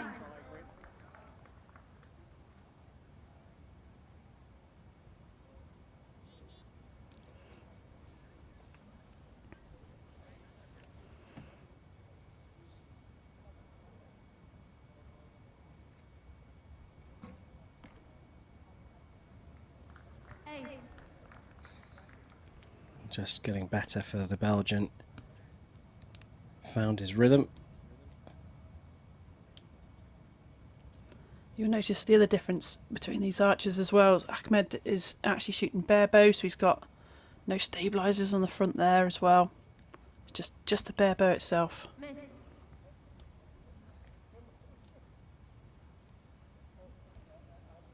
Where you see the long rod and the twins just helping for a bit of stability.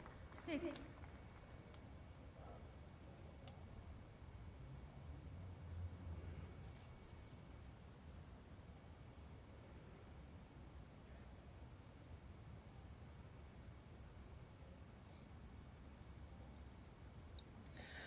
So missed his second arrow here. Needs to get this in the target to put a little bit of pressure on. And that's another miss. It's gone wide right this time. And a big opportunity here for Van Holbeck. And he's put that into the 8 again. And it's another 2 set points for the Belgian here. He's romping away with this one. He leads by 4 set points to 0. And Tanveer Ahmed, well, you've got to think he's struggling with nerves here. Yeah, he's just going through shot routine there, isn't he? Just trying to feel his anchor point and get an idea of, you know, the consistency he needs to get himself on that target face.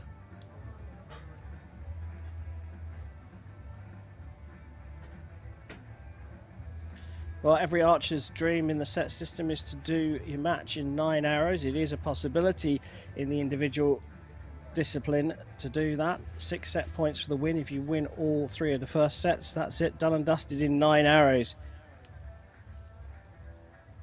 Of course, Tanveer Ahmed will be looking to spoil the party here, but he needs to settle himself down.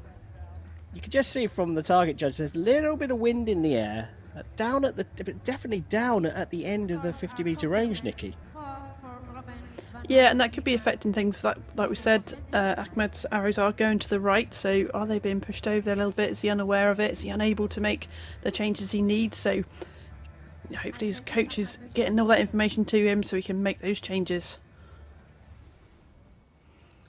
Well, he needs to make them toot sweet here because he is down by 4 set points to love against Van Holbeck. Ahmed will shoot first in the third end. Needs to find the middle of the target here.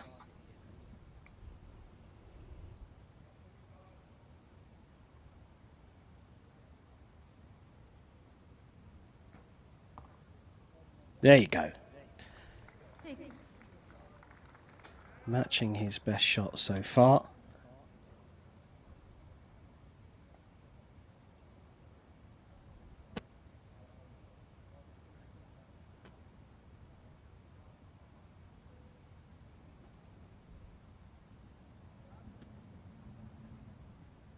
Oh, having to reset. Yeah, just looking to reposition himself. Wasn't happy. Well, good effort. Just about in time. 8. So he will get that. And there's a good reason why he reset. Got the 8 there. Coach is a bit confused. Quick one here. And, well, straight into the 5.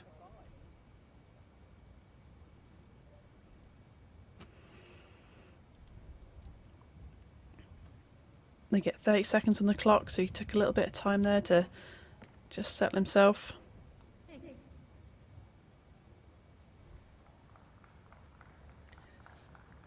Well, he's been ahead from the start here. Looking for the best finish of a set here for Ahmed. Into the 2 for a 13. The first time in double figures in this gold medal match. He's not happy, but he's up against someone who's absolutely on fire. And he finishes with a 9. Absolutely brilliant way to seal the gold medal. Ruben van Holbeck was brilliant from start to finish. It was an unfortunate couple of misses in both the first and second sets for Tanveer Ahmed. But boy, oh boy, he's the silver medalist at the World Championships. The world's title going to Belgium's Ruben van Holbeck. What a performance. For the gold and silver medal.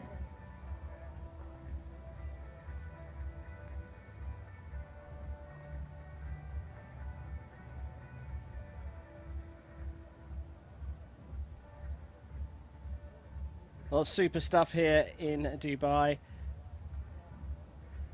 Nikki Hunt, you've been watching with us all day. Your highlight? That was a very special moment for Ruben van Holbeck, of course.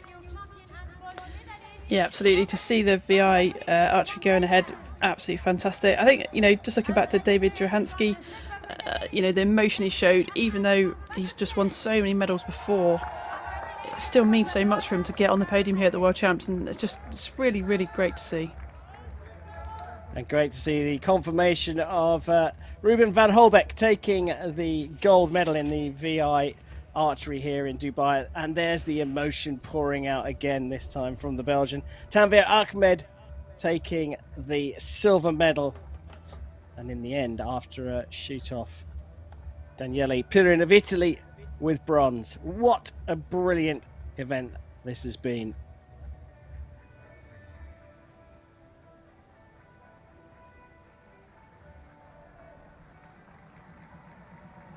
Now we are standing by the medal ceremony of the Visually Upright Division.